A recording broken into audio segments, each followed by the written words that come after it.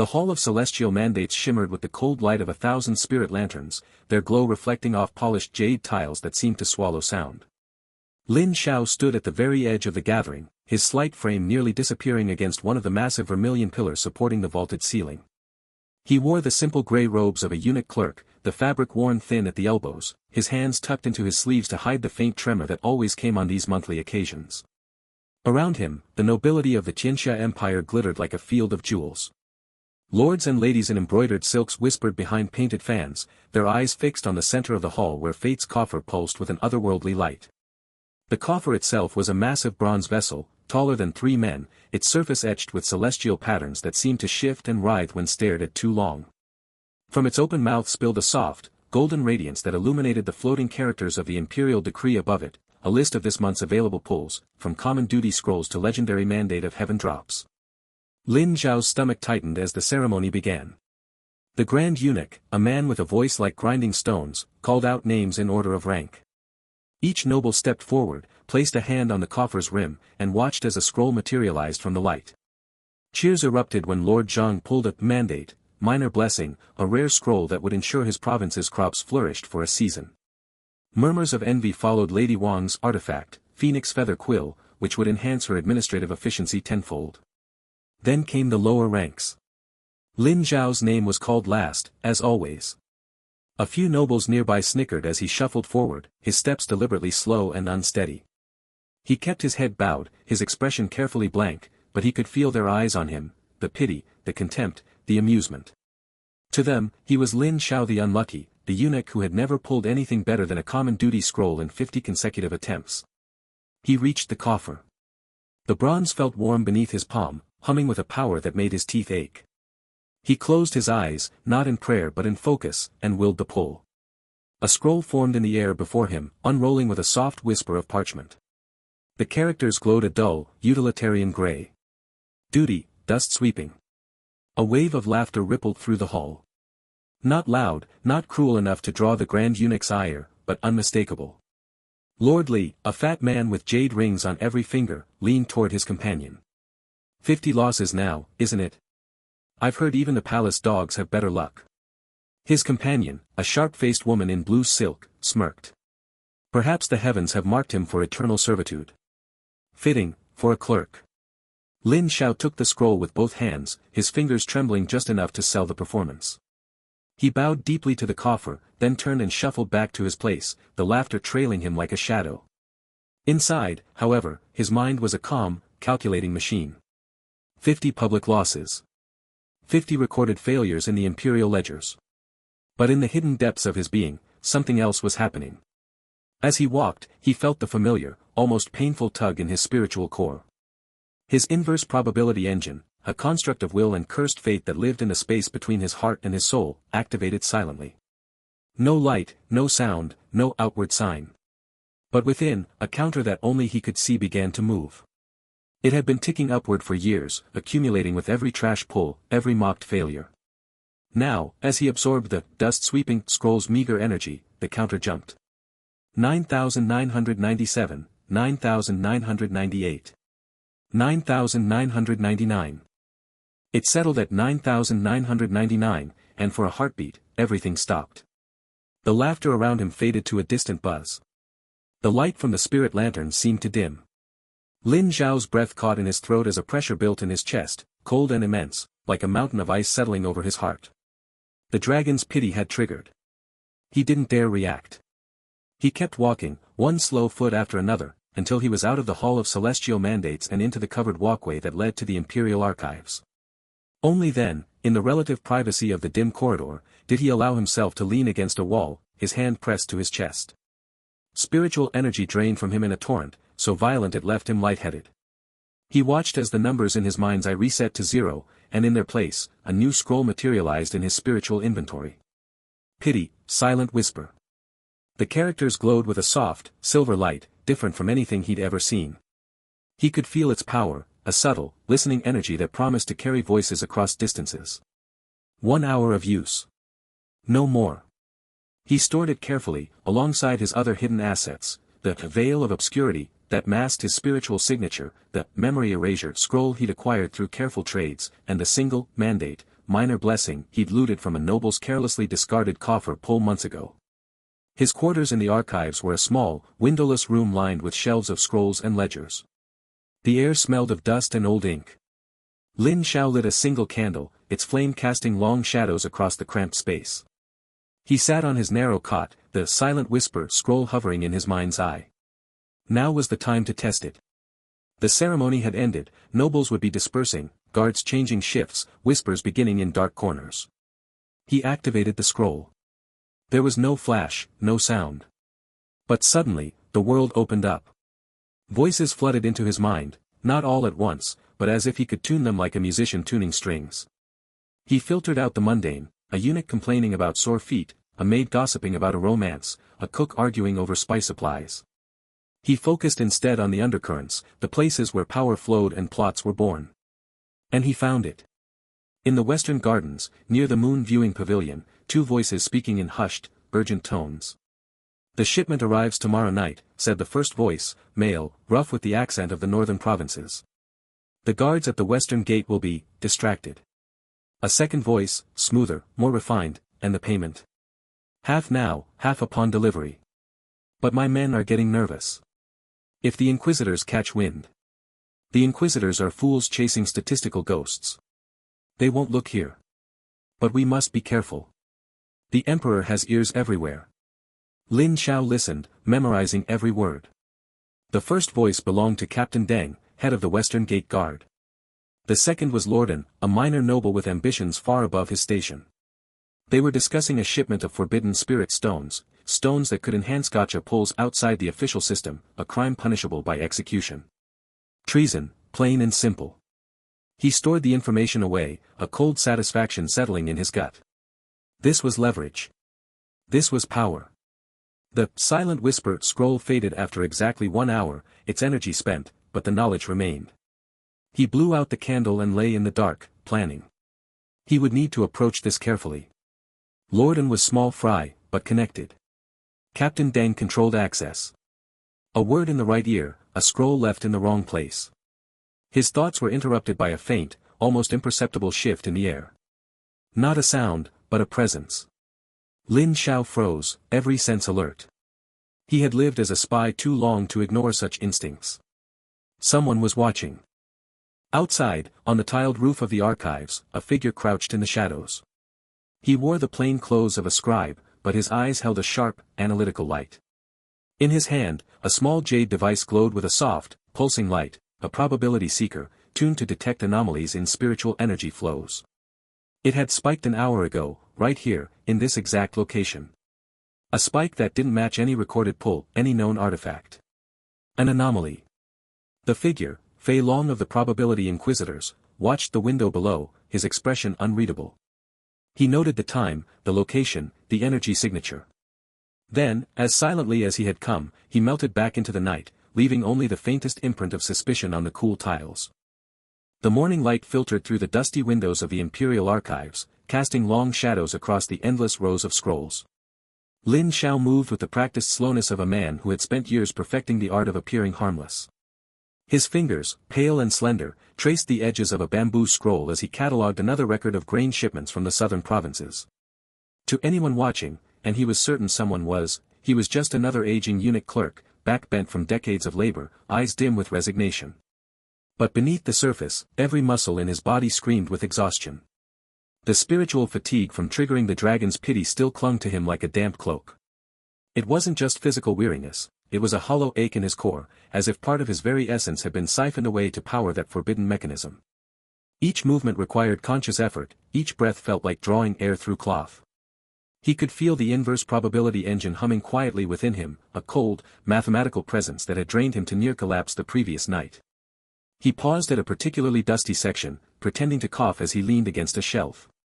The archive smelled of old paper, ink, and the faint metallic scent of spiritual residue from centuries of stored artifacts. In the distance, he could hear the muffled sounds of other clerks moving about their duties, the occasional whisper of silk robes, the soft thud of scrolls being placed on wooden tables. Normalcy. Mundanity. The perfect camouflage. His mind, however, was anything but calm. The information he'd gathered using pity, silent whisper played on repeat, Captain Deng's gruff voice discussing delivery routes, Lord N's nervous laughter, the specific mention of midnight at the old silk warehouse by the Western Canal. Treason. Illegal spirit stones. Enough evidence to have both men executed 10 times over. Lin Xiao had stored every detail with the precision of a master spy, cross-referencing it with what he knew of palace logistics and noble movements. The plot was amateurish, really, the kind of greed-driven scheme that happened when minor players overreached. But it was valuable. Leverage was currency in the Tianxia Empire, and he had just acquired a substantial amount. As he finished labeling a stack of tax records, a junior eunuch scurried into the archives, his face pale. Clerk Lin, the young man whispered, bowing low. You are summoned to the Hall of Heavenly Reflection. The Emperor requests your presence. Lin Xiao's heart didn't race, years of training prevented such tells, but his mind immediately began calculating. The Emperor summoning a lowly archives clerk. Unprecedented. Unless, the paranoia about treason had reached the throne room. He nodded slowly, affecting a look of confused deference. Of course. May I know the nature of this summons? The junior eunuch shook his head, eyes wide. They did not say, only that it was urgent. The imperial guards are waiting. Lin Xiao straightened his plain grey robes, making sure every fold was perfectly in place. The walk to the Hall of Heavenly Reflection was a study in controlled movement. He kept his pace measured, his gaze downcast, his shoulders slightly hunched. The palace corridors were a maze of polished marble and intricate carvings, each hallway guarded by stern-faced soldiers in lacquered armor. He could feel their eyes on him, not with suspicion, but with the casual disdain reserved for eunuchs of his station. The Hall of Heavenly Reflection was less opulent than the main throne room but no less intimidating. Dark wood panels lined the walls, carved with scenes of imperial ancestors receiving heavenly mandates. The air was thick with incense, sandalwood and something sharper, more medicinal. Emperor Tianlong sat on a simple jade throne, his face drawn tight with suspicion. He was a man in his late 40s, but the weight of ruling an empire powered by celestial gambling had aged him prematurely. His eyes, dark and piercing, scanned the room as if expecting assassins to materialize from the shadows. Clerk Lin Xiao, the Emperor said, his voice like gravel grinding against stone. You have served in the archives for, how long? 23 years, Your Majesty, Lin Xiao replied, his voice carefully modulated to sound both respectful and slightly tremulous. He kept his gaze fixed on the floor a few feet before the throne. The archives hold many secrets, the Emperor mused, leaning forward. Records of shipments. Movements of nobles. Conversations that were never meant to be recorded. Lin Xiao remained silent, waiting. This was a test, a fishing expedition by a paranoid ruler. There are rumors, the Emperor continued, his fingers tapping rhythmically on the armrest of his throne. Whispers of treason. Of spirit stones being moved outside proper channels. What have you heard? Here was the moment. Lin Xiao could play the ignorant clerk, claim to know nothing. But that would waste an opportunity. The remnants of pity, silent whisper still lingered in his spiritual senses, not enough for another full activation, but enough to guide perceptions. He took a shallow breath, focusing on the engine within him. It responded sluggishly, like a frozen mechanism beginning to thaw. Your Majesty, he said, keeping his tone hesitant, this humble servant knows little of court matters. But, in my duties, I sometimes overhear things. Clerk speaking in hushed tones. Guards exchanging rumors during shift changes. He paused, letting the silence stretch just enough to build anticipation. There was talk, of the old silk warehouse by the Western Canal. Of midnight deliveries that do not appear on official ledgers. He didn't mention Captain Deng or Lord N by name. He didn't provide specifics. Instead, he planted the seed and let the Emperor's paranoia do the rest. As he spoke, he subtly channeled the faint remnants of the silent whisper scroll, not to eavesdrop, but to enhance the weight of his words, to make them resonate with just enough truth to sound credible without revealing his source. The Emperor's eyes narrowed. The Western Canal warehouse, he repeated softly. Then he gestured to a shadowed corner of the hall. A figure detached itself from the darkness, a man in plain black robes, his face obscured by a deep hood. One of the Emperor's personal spies, a silent blade. Investigate, the Emperor commanded. The spy bowed silently and melted back into the shadows. Lin Xiao kept his expression carefully blank, but internally he was monitoring the engine's response. As the spy departed, he could feel a faint trickle of energy returning to him. Not from any action of his own, but from the ambient misfortune in the palace. Somewhere, a noble had just failed a pull in fate's coffer, and the engine was absorbing the statistical backlash. It was a slow, almost imperceptible process, like watching sand accumulate grain by grain. But it was working.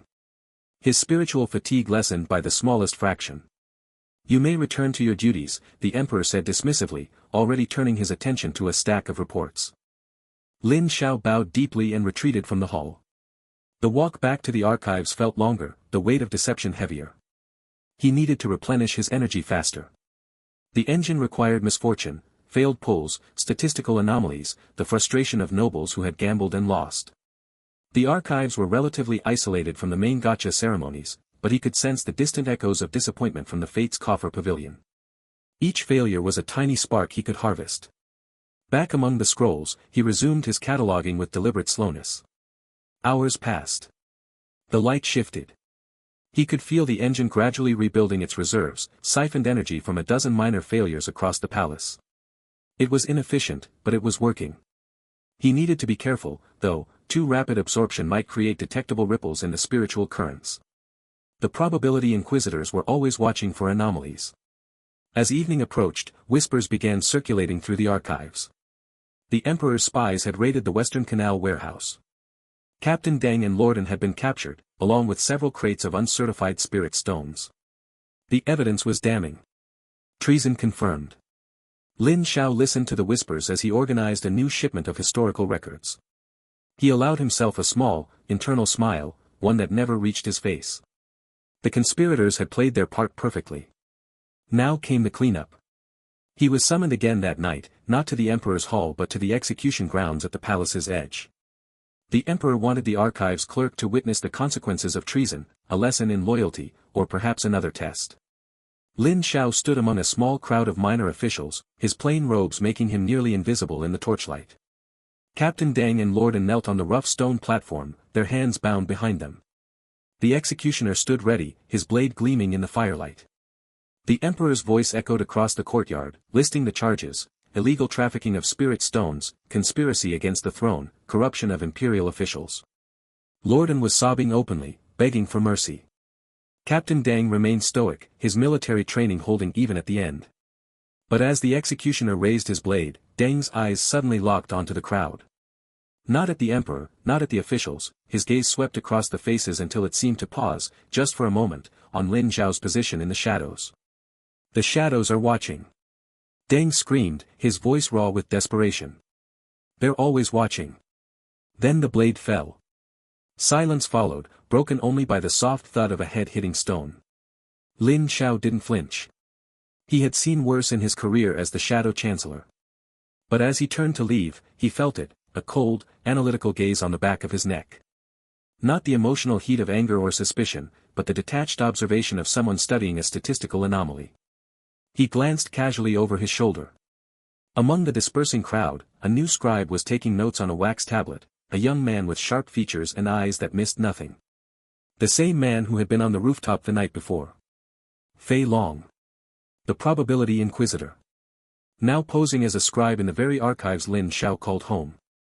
The Inquisitor's gaze met his for the briefest moment before returning to his notes. No recognition showed on his face, only professional curiosity. But Lin Xiao knew. The hunt had entered his territory. The Imperial Archives smelled of dust and decayed parchment, a scent Lin Xiao had grown to associate with safety. Morning light filtered through high, narrow windows, illuminating motes of dust that danced in the stale air. He moved between towering shelves with the practiced shuffle of a man who had spent years pretending to be less than he was, back slightly hunched, steps measured to avoid drawing attention. His fingers traced the spines of scrolls documenting grain taxes from 3 dynasties past, but his mind was elsewhere. Fei Long had arrived before dawn. Lin Xiao had watched from the shadow of a storage alcove as the man entered, carrying nothing but a simple writing kit and an air of quiet intensity. He moved with the economy of a predator, each motion deliberate, each placement of his inkstone and brushes calculated. Now, seated at a desk near the archive's central catalog, Fei Long appeared to be transcribing records of recent Fate's Coffer ceremonies. His brush moved with steady precision, but his eyes, pale gray like winter fog, occasionally lifted to scan the room. Statistical irregularities. The phrase echoed in Lin Xiao's memory from their brief exchange an hour earlier. Fei Long had approached him with the polite deference of a junior scribe, asking about unusual patterns in recent gacha pulls. Lin Xiao had feigned confusion, mumbling about his own terrible luck, but he'd seen the flicker in Fei Long's eyes, a hunter-recognizing scent. Now, as Lin Xiao pretended to reorganize a section on provincial trade agreements, he felt the weight of observation. The inverse probability engine hummed quietly in his spiritual core, a constant reminder of the 10,498 pity counter ticking upward with every breath. It absorbed misfortune like a sponge, drinking the ambient despair of nobles who pulled common scrolls in distant halls. But today, the engine felt restless, responding to Fei Long's presence with subtle vibrations that made Lin Xiao's fingertips tingle. "Brother Lin." Fei Long's voice cut through the silence, soft but carrying. "A moment, if you please." Lin Xiao turned, affecting the slightly bewildered expression he'd perfected over years of deception. "Yes, Scribe Fei." Fei Long rose, his plain gray robes falling in neat folds. "I've been reviewing the archive's records of private coffers. The Li clan maintains a minor coffer for household servants, a charitable gesture, or so they claim." He produced a small jade token from his sleeve. "They've granted temporary access for statistical sampling. Would you care to make a pull? For the records." Lin Xiao's heart beat a fraction faster. A test. Clear and simple. Fei Long was offering him a chance to pull from a noble coffer, something a lowly eunuch clerk should never have access to, while watching for any anomaly in the process. The Li clan's involvement added another layer. They were the corrupt family he planned to blackmail, their coffer potentially rigged or monitored. "This humble servant is unworthy," Lin Xiao murmured, bowing his head. "My luck is notorious." "All the better for statistical purity," Fei Long said, his smile not reaching his eyes. "An outlier provides valuable data." They moved to a cleared space near the catalog desk. Fei Long placed the jade token on the floor, and with a whisper of spiritual energy, a small coffer materialized, a miniature version of Fate's coffer, carved from dark wood inlaid with silver characters denoting the Li clan's lineage. It hovered at waist height, pulsing with subdued light. Lin Xiao approached, his movements deliberately clumsy. He could feel Fei Long's gaze like physical pressure, the man's spiritual senses extended in a fine web around them. The Probability Inquisitor was measuring everything, the flow of Lin Xiao's energy, the coffer's response, the statistical probability of the pull. He reached out, his hand trembling slightly for effect. As his fingers brushed the coffer's surface, the inverse probability engine surged. It wasn't a voluntary activation, the engine reacted to the proximity of a gacha system, drinking deep from the well of misfortune inherent in the act. Lin Xiao's pity counter jumped, 9,999 to 10,500 in a single, silent leap that felt like a spiritual earthquake. The coffer glowed, then produced a scroll that materialized in Lin Xiao's hand. He didn't need to unroll it to know its contents. The weight, the texture of the parchment, the faint scent of cheap ink, duty, latrine cleaning. Another trash pull. His 50th first consecutive common scroll. Fei Long's expression didn't change, but Lin Xiao saw the minute tightening around his eyes. The Inquisitor's spiritual senses had detected something, the engine surge, perhaps, or the abnormal pity increase. Lin Xiao bowed, presenting the scroll. "As expected, Scribe Fei." "Indeed." Fei Long took the scroll, his fingers brushing Lin Xiao's. A spark of probing spiritual energy attempted to slip into Lin Xiao's meridians, seeking anomalies.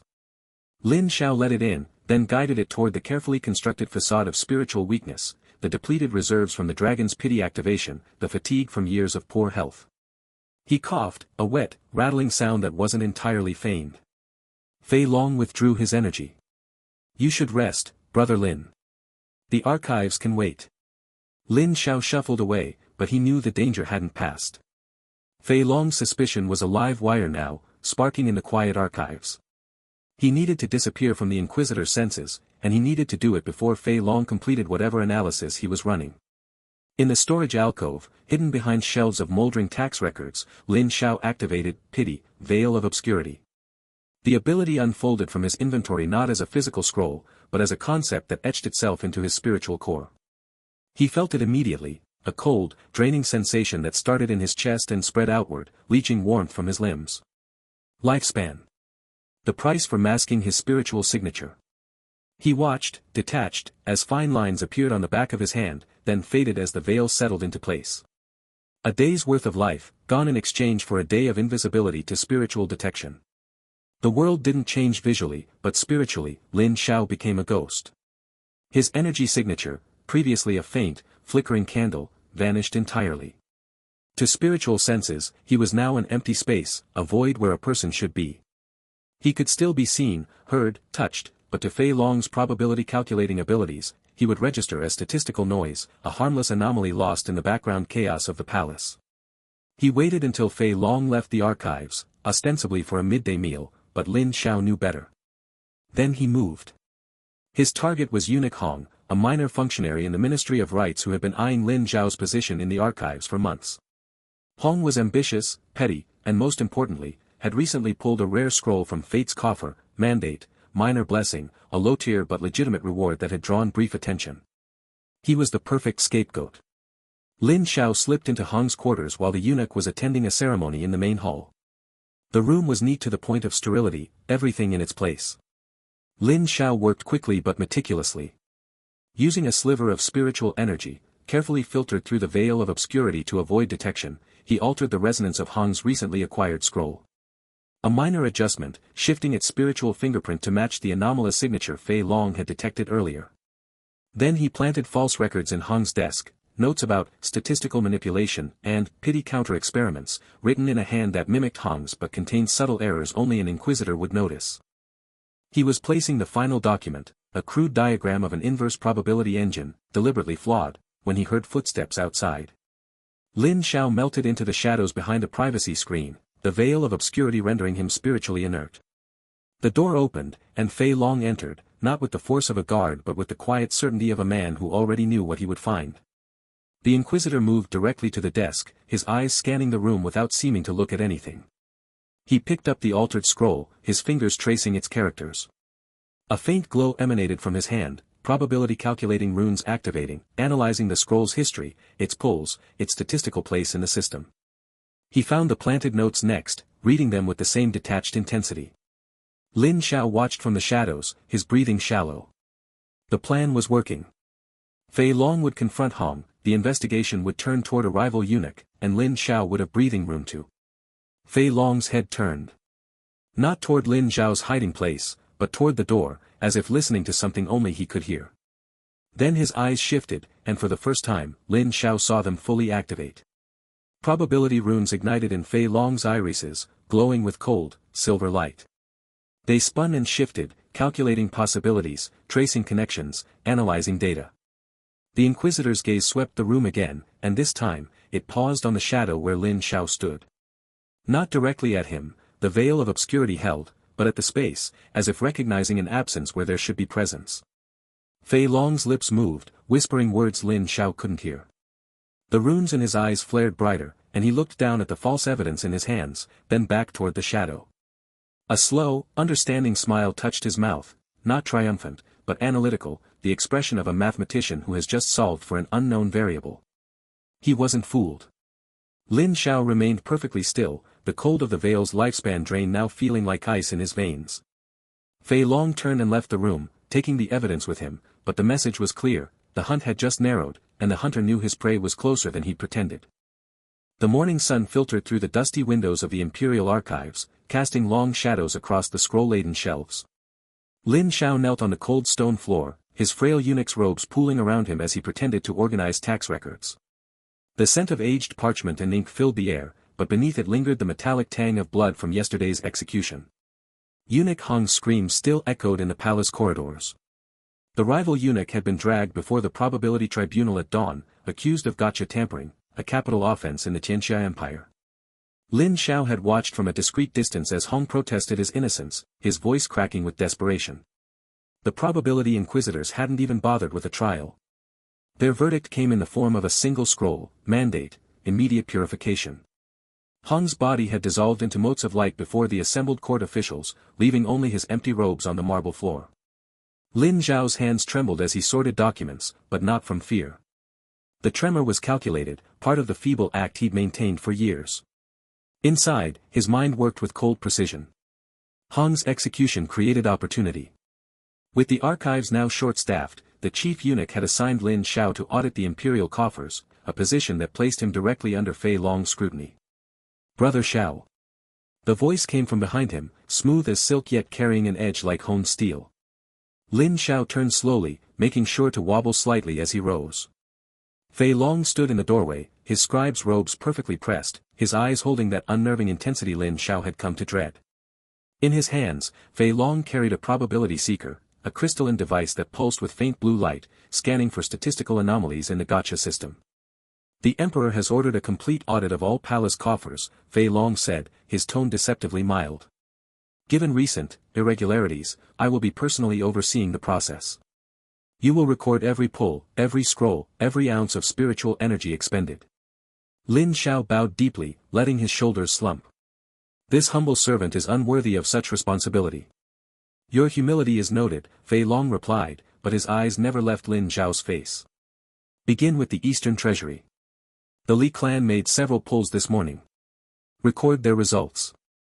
For 3 days, Lin Xiao worked under Fei Long's watchful gaze. The Eastern Treasury was a cavernous hall where nobles gathered to pull from Fate's coffer, a massive, ornate chest that glowed with celestial energy. Each pull required spiritual energy, which nobles channeled through jade tokens. Most received common scrolls: duty, field plowing, mandate, minor harvest, blessing, clean water. The air hummed with disappointment as scroll after scroll of mundane utility appeared. Lin Xiao recorded each result in meticulous detail, his brush scratching across parchment. But as he worked, he felt his inverse probability engine stirring. It was a subtle sensation, like a hungry beast awakening in his spiritual core. The engine fed on misfortune, on the collective disappointment of failed pulls. With each noble's frustrated sigh, with each crumpled common scroll tossed aside, Lin Xiao's engine absorbed traces of that negative energy. He had to be careful. Too much absorption might trigger another pity spike, and Fei Long's probability seeker glowed brighter with each passing hour. Lin Xiao limited himself to siphoning only from the most spectacular failures, like when Lord Chen expended half his spiritual reserves only to receive duty, rat catching.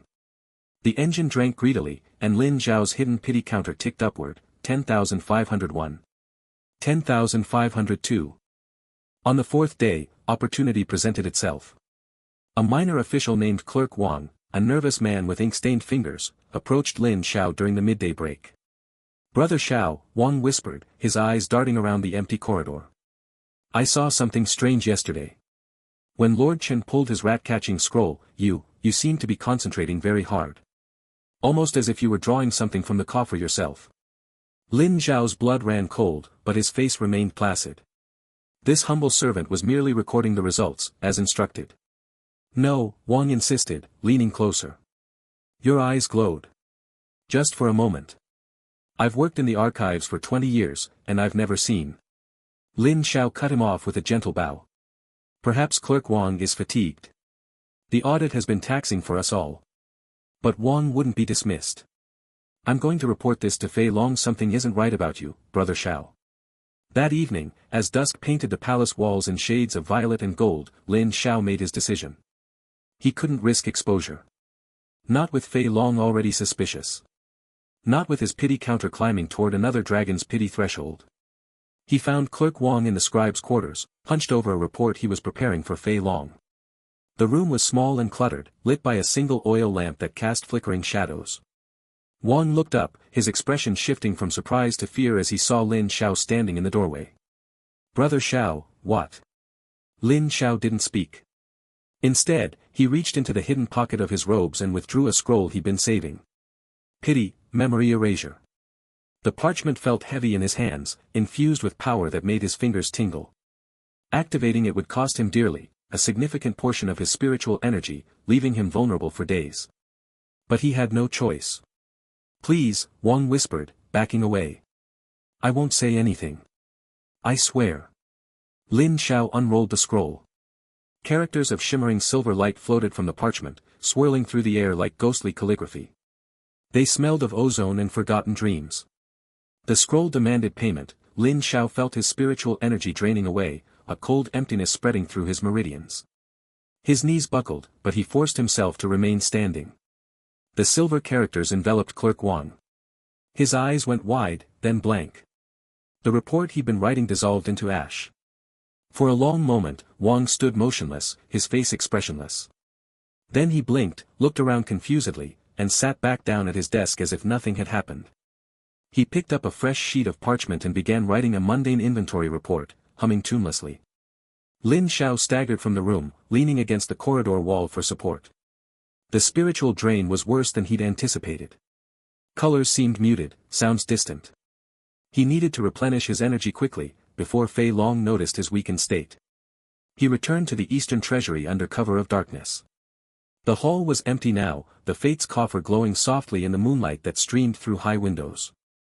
Lin Xiao approached the coffer, his movements slow and deliberate. His audit duties gave him access to the inventory records. He knew which nobles had made pulls today, and more importantly, which scrolls remained unclaimed.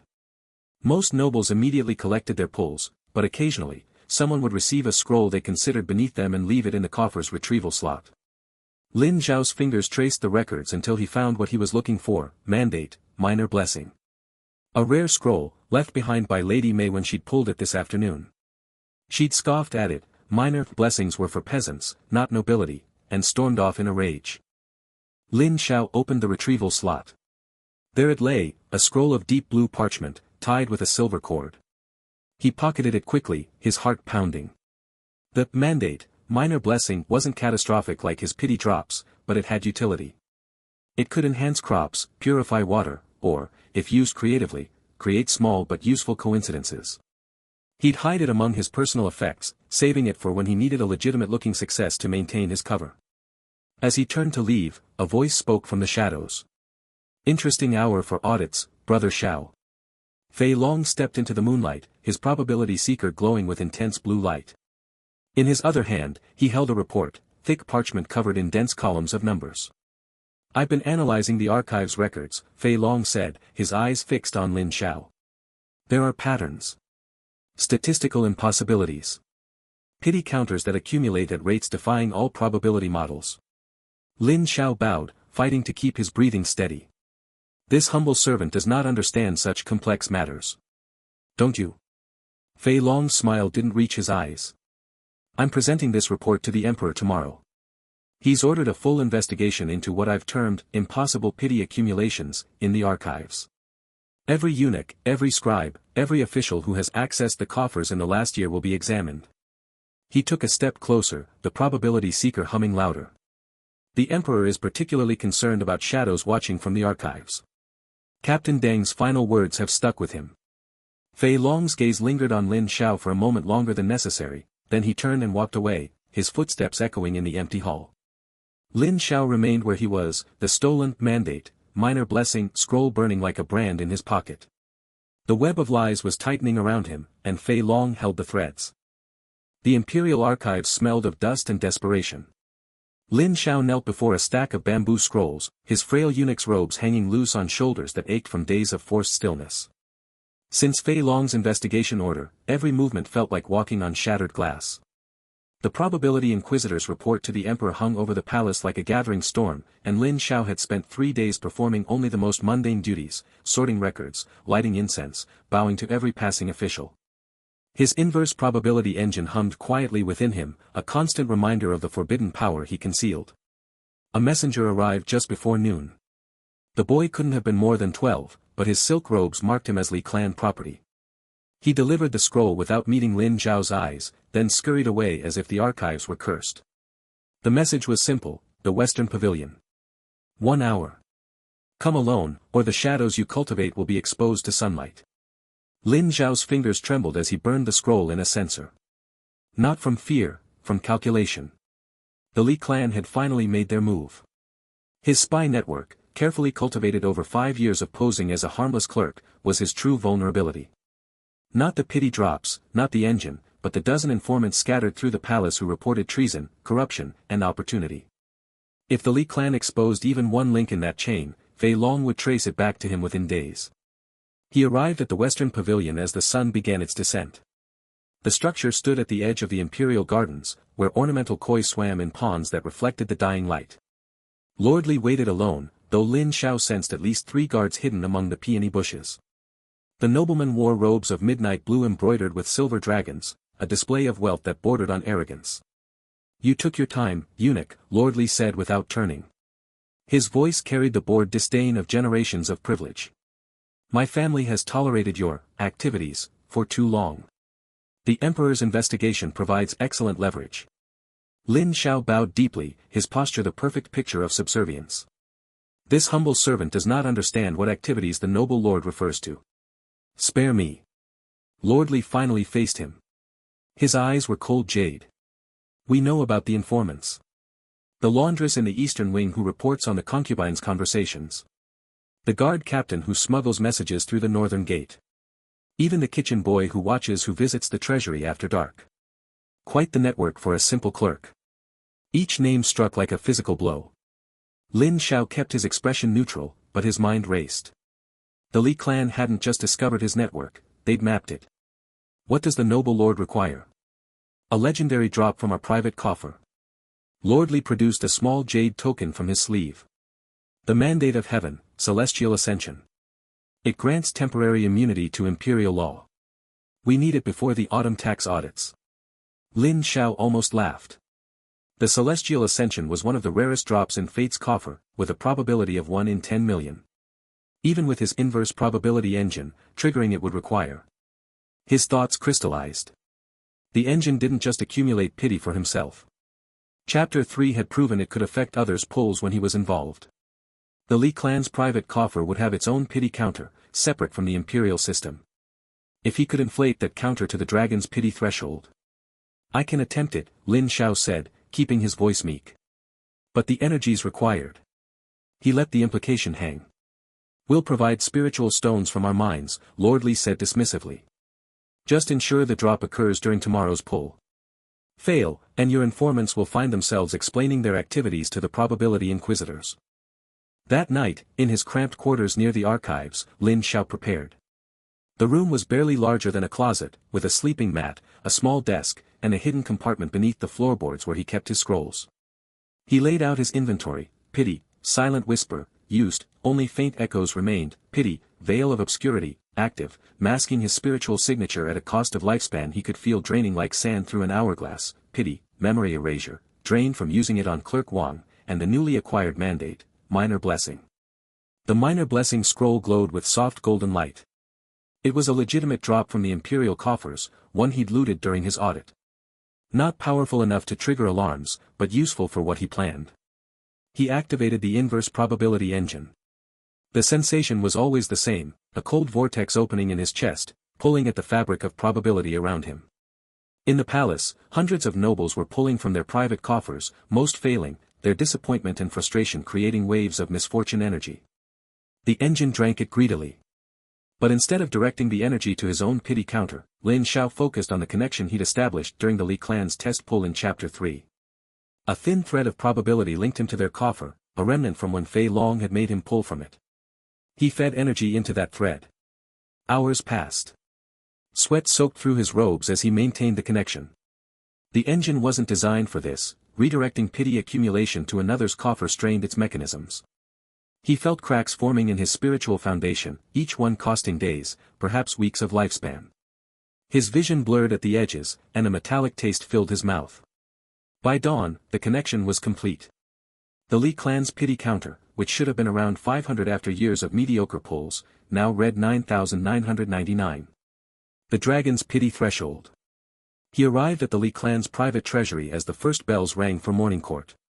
The room was opulent to the point of vulgarity, gilded walls, jade statues, and a massive Fate's coffer carved from a single block of obsidian. Lord Li stood with 3 family elders, their expressions a mixture of greed and impatience. Begin, Lord Li commanded. Lin Xiao approached the coffer. He placed his hands on the cold stone, feeling the hum of celestial mechanics within. With a thought, he triggered the dragon's pity. The coffer didn't glow or shake. It simply changed. The obsidian surface turned the color of dried blood. A scroll materialized in the air above it, not golden like legendary drops, but black as a starless night. Characters burned themselves into the parchment in crimson flame, pity, 9 familial exterminations. The elders gasped. Lord Li's face went pale. What is this? He whispered. Lin Xiao caught the scroll before it could fall. The moment his fingers touched it, knowledge flooded his mind, the scroll contained a curse that would wipe out every member of the Li bloodline across 9 generations if activated. Not just death, but erasure from history, their names forgotten, their achievements unmade.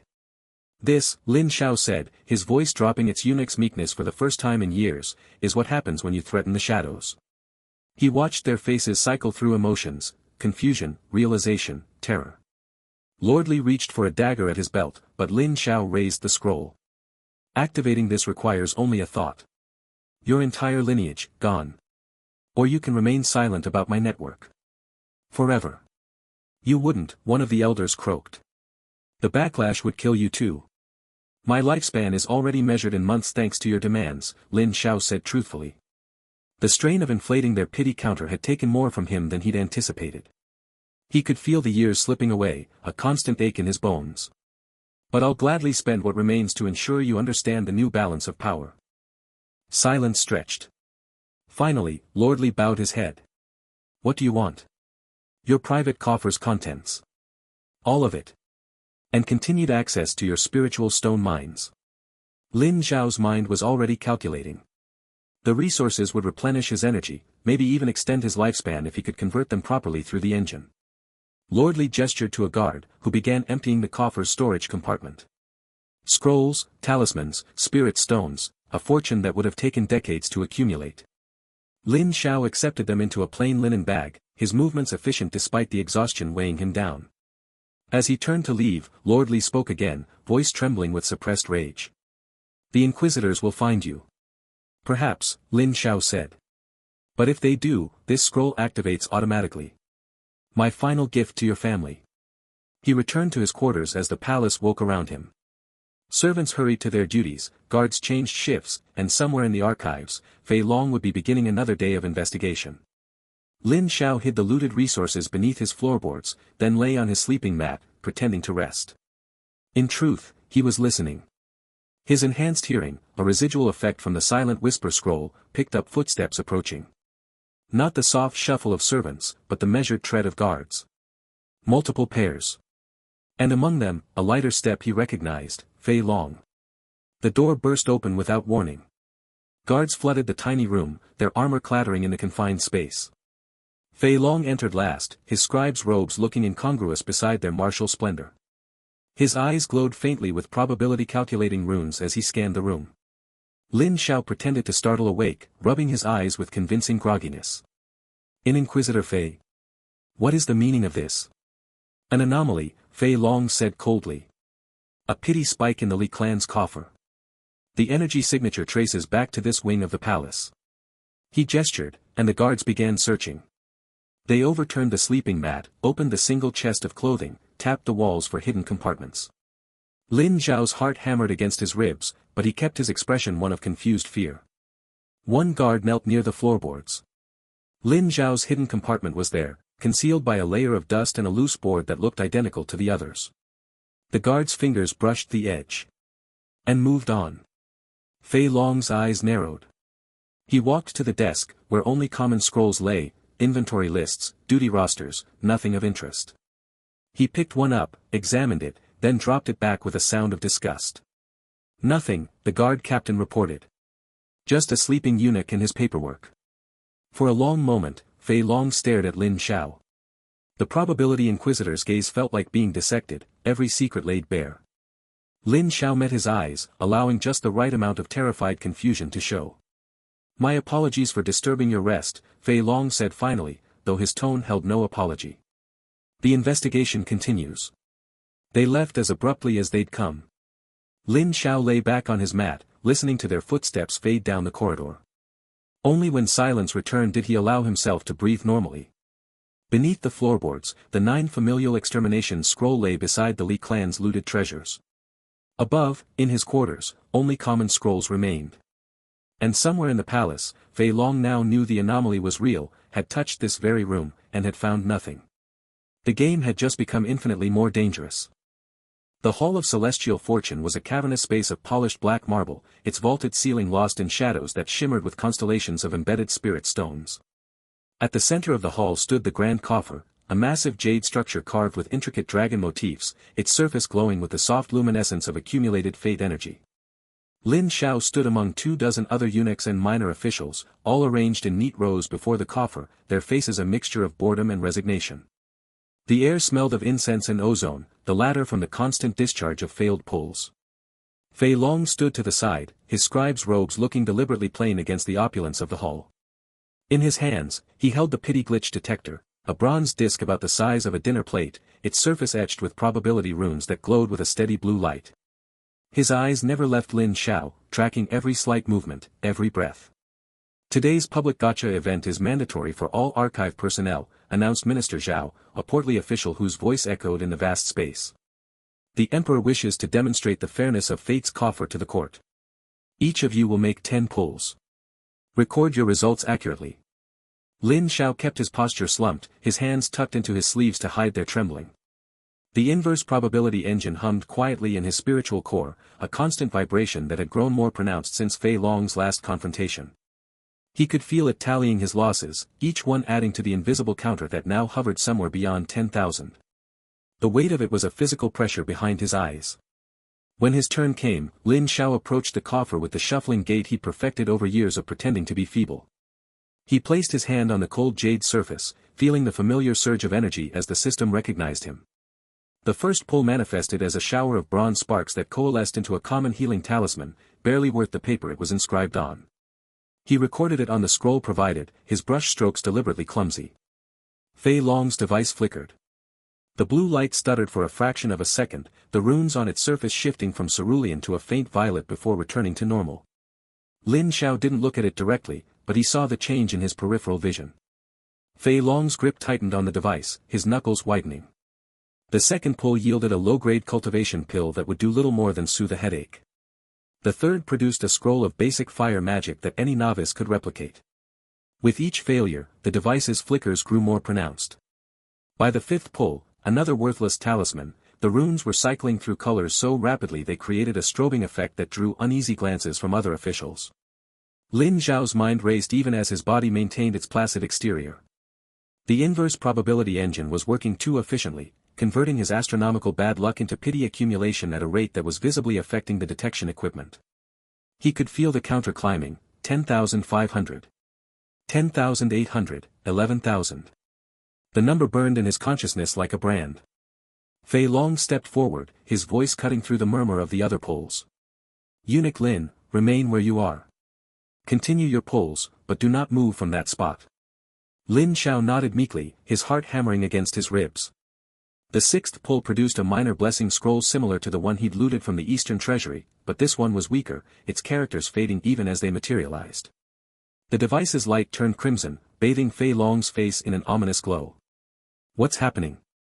Minister Zhao asked, his brow furrowed. Anomaly detection, Fei Long said through gritted teeth. The probability matrices are fluctuating. Lin Xiao made his seventh pull. This time, nothing appeared at all, just a faint pop of air and a wisp of smoke. A complete void pull, so rare it was statistically improbable. The device emitted a high-pitched whine that made several eunuchs cover their ears. Cracks appeared in the bronze surface, tiny fissures that spread like spiderwebs. Now. It had to be now. Lin Xiao reached deep into his spiritual core, bypassing the usual channels he used for his pity abilities. Instead, he tapped directly into the inverse probability engine itself, into the vast reservoir of accumulated misfortune that had been building for years. He didn't summon a scroll or activate a named ability, he simply opened a floodgate. Probability overload wasn't a technique he practiced. It was an emergency release valve, a concept he'd theorized about during sleepless nights but never dared to test. The engine shuddered in his core, and for a terrifying moment, Lin Xiao thought it might tear him apart from the inside. Then energy erupted from him in an invisible wave. To everyone else in the hall, nothing visible happened. But the pity glitch detector screamed. The crimson light intensified until it was blinding, the runes melting and reforming into chaotic patterns that made no mathematical sense. The device grew hot in Fei Long's hands, so hot that smoke began to curl from between his fingers. He tried to drop it, but his hands seemed frozen in place, locked by whatever feedback loop Lin Xiao had triggered. Release it. Minister Zhao shouted. Fei Long's face contorted in pain. With a final surge of will, he threw the device to the marble floor. It shattered on impact, pieces scattering across the polished stone. The light died instantly, leaving behind only the smell of burnt metal and ozone. Silence descended on the Hall of Celestial Fortune. All other pulling had stopped. Every eye was on Fei Long, who stood panting, his hands red and blistered. Minister Zhao's expression shifted from concern to cold anger. Inquisitor Fei, you were instructed to observe, not disrupt a royal demonstration. Your equipment appears to have been faulty. It wasn't faulty, Fei Long said, his voice tight. There's a glitch in the system, right here in this hall. I felt it. You felt what? A malfunction in your own device? Zhao's tone was dismissive now. The Emperor ordered this demonstration to showcase transparency. Instead, you've created a spectacle. He turned to the other officials. Resume your pulls. Eunuch Lin, you may collect your remaining rewards and return to your duties. Lin Xiao made his final 3 pulls mechanically, his mind still reeling from the expenditure. Each one yielded trash, a broken compass, a faded map, a bottle of inferior ink. But as he recorded them, he felt the true cost settling into his bones. A deep weariness spread through him, followed by a chilling realization. He could feel years of his lifespan draining away, like sand through an hourglass. His hands, when he looked at them, seemed more lined than before, the skin slightly looser around the knuckles. As the event concluded, officials began claiming their meager rewards from the Coffer's disbursement altar. Lin Xiao shuffled forward with the others, his movements genuinely stiff now. Among the common scrolls and talismans, his eyes caught on 3 items that had been overlooked: a scroll of whispering shadows that enhanced stealth by masking sound, a veil step talisman that allowed brief periods of invisibility, and, most intriguing, a fragment of the unseen path, a cracked jade piece that supposedly contained clues to hidden palace passages. He pocketed them quickly, his fingers brushing against the cool surfaces. Across the hall, Minister Zhao was speaking to Fei Long in low, harsh tones. Your investigation has produced nothing but embarrassment.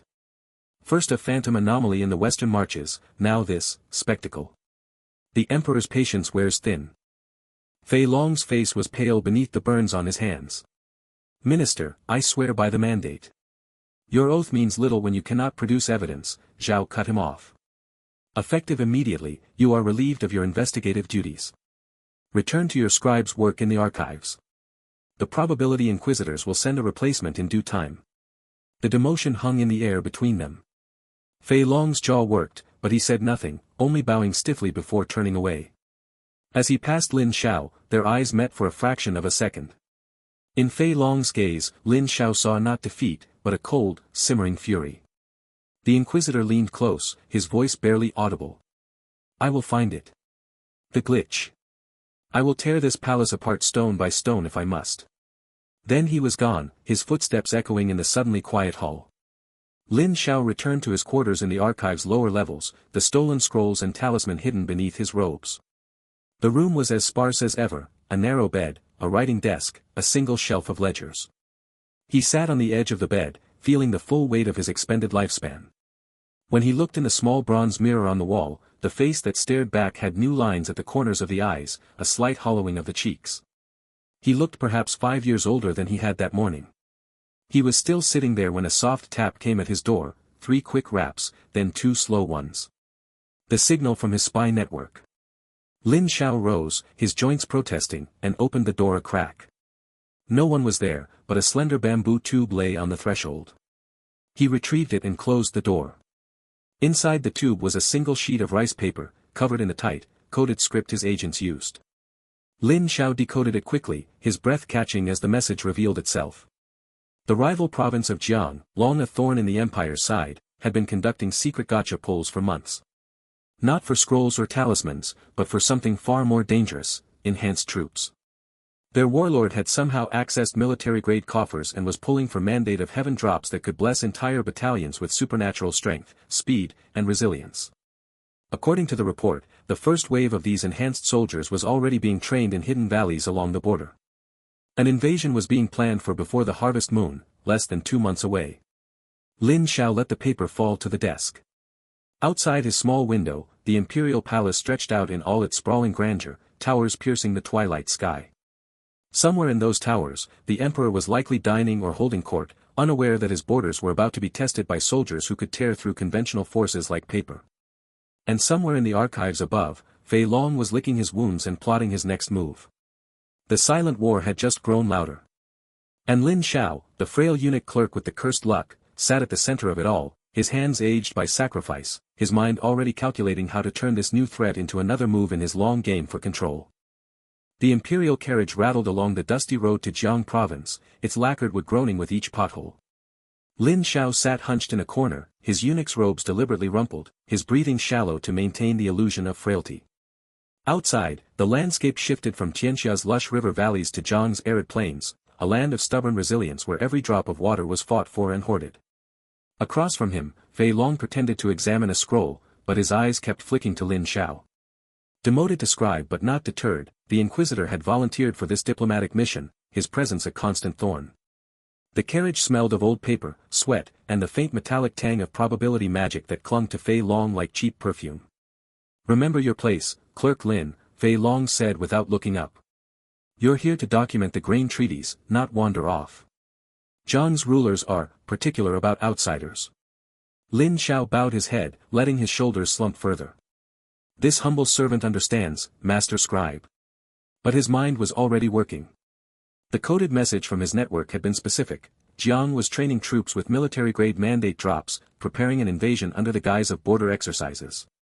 The diplomatic envoy was a cover, for both sides. They arrived at Jiang's capital by dusk. The city was a fortress of baked clay and sharp angles, its walls adorned with gacha coffers glowing with crimson energy. Unlike Tianxia's celestial gold, Jiang's system ran on blood-red probability streams, aggressive and militaristic. Lin Xiao felt his inverse probability engine hum in response, a low vibration in his bones that he carefully suppressed. The welcome feast was held in the Hall of Iron Will, a cavernous space where tapestries depicted Jiang's warriors pulling mandate, war fury scrolls from coffers mid-battle. Lin Xiao stood at the back with the other low-ranking attendants, his eyes taking in everything. Jiang's ruler, Lord Meng, was a bull of a man with scarred knuckles from pulling too many violent drops. He boasted openly. "Our latest batch yielded 37 War Fury scrolls," Lord Meng declared, raising a cup of rice wine. "Enough to turn 1,000 farmers into berserkers who feel no pain for 3 days. A gift from the coffers for our preparedness." Fei Long, seated at a minor table, kept his expression neutral, but Lin Xiao saw the tension in his jaw. The Inquisitor was calculating probability distributions in his head. Later, as night fell, Lin Xiao was assigned to inventory Jiang's public coffer records, a tedious task that gave him access to the storage annex. The room was cold, lit by flickering spirit lamps that cast long shadows across shelves of scrolls. Here, he could feel it, the thrum of Jiang's pity counters, artificially inflated by their military pulls. They were pushing their system hard, risking instability for short-term power. He waited until the guard outside shifted, then slipped a hand into his robe. The scroll of whispering shadows from the public event glimmered faintly. He activated it with a whisper of spiritual energy, the shadows around him deepening, muffling sound. Then he moved. The military coffer chamber was adjacent, separated by a door of reinforced ironwood. Through a crack in the wall, a flaw in construction he'd noted earlier, he watched Jiang's generals perform pulls. Each pull was a ritual. A warrior would cut their palm, let blood drip onto the coffer's surface, then reach into the shimmering red portal. The scrolls that emerged pulsed with violent intent, mandate, war fury, glowing like captured embers. Lin Xiao's engine stirred hungrily. Their pity counter was already at 8,700, high, but not catastrophic. They were chasing a legendary drop, mandate, unbreakable legion, that would make their troops nearly invulnerable for a season. He could feel the probability threads, taut and straining. This was the moment. He retreated to a storage alcove, hidden behind crates of low-grade spirit stones.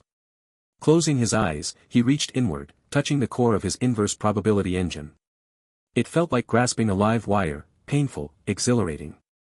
The curse of his bad luck was a reservoir of distorted probability, and he began channeling it, not toward himself, but outward, weaving it into Jiang's coffer system. It was delicate work. Too fast, and Fei Long would detect the spike instantly. Too slow, and Jiang's own probability mages might notice. Lin Xiao visualized the threads, his mind a map of interlocking systems. He fed misfortune into their pity counter, not as a sudden jump, but as a slow, relentless rise, 9,000, 9,500, 9,800. Each increment cost him spiritual energy, drawn from the looted resources of the Li clan. He felt it draining, a cold emptiness spreading from his core. His hands trembled, he steadied them against a crate. Outside, the generals cheered as another War Fury scroll emerged. They didn't notice the coffer's glow shifting from crimson to a sickly orange, the air growing dry and brittle. Lin Xiao pushed further. 9,999. The dragon's pity triggered. It wasn't loud. There was no explosion. Instead, a scroll materialized above the central coffer, unrolling silently.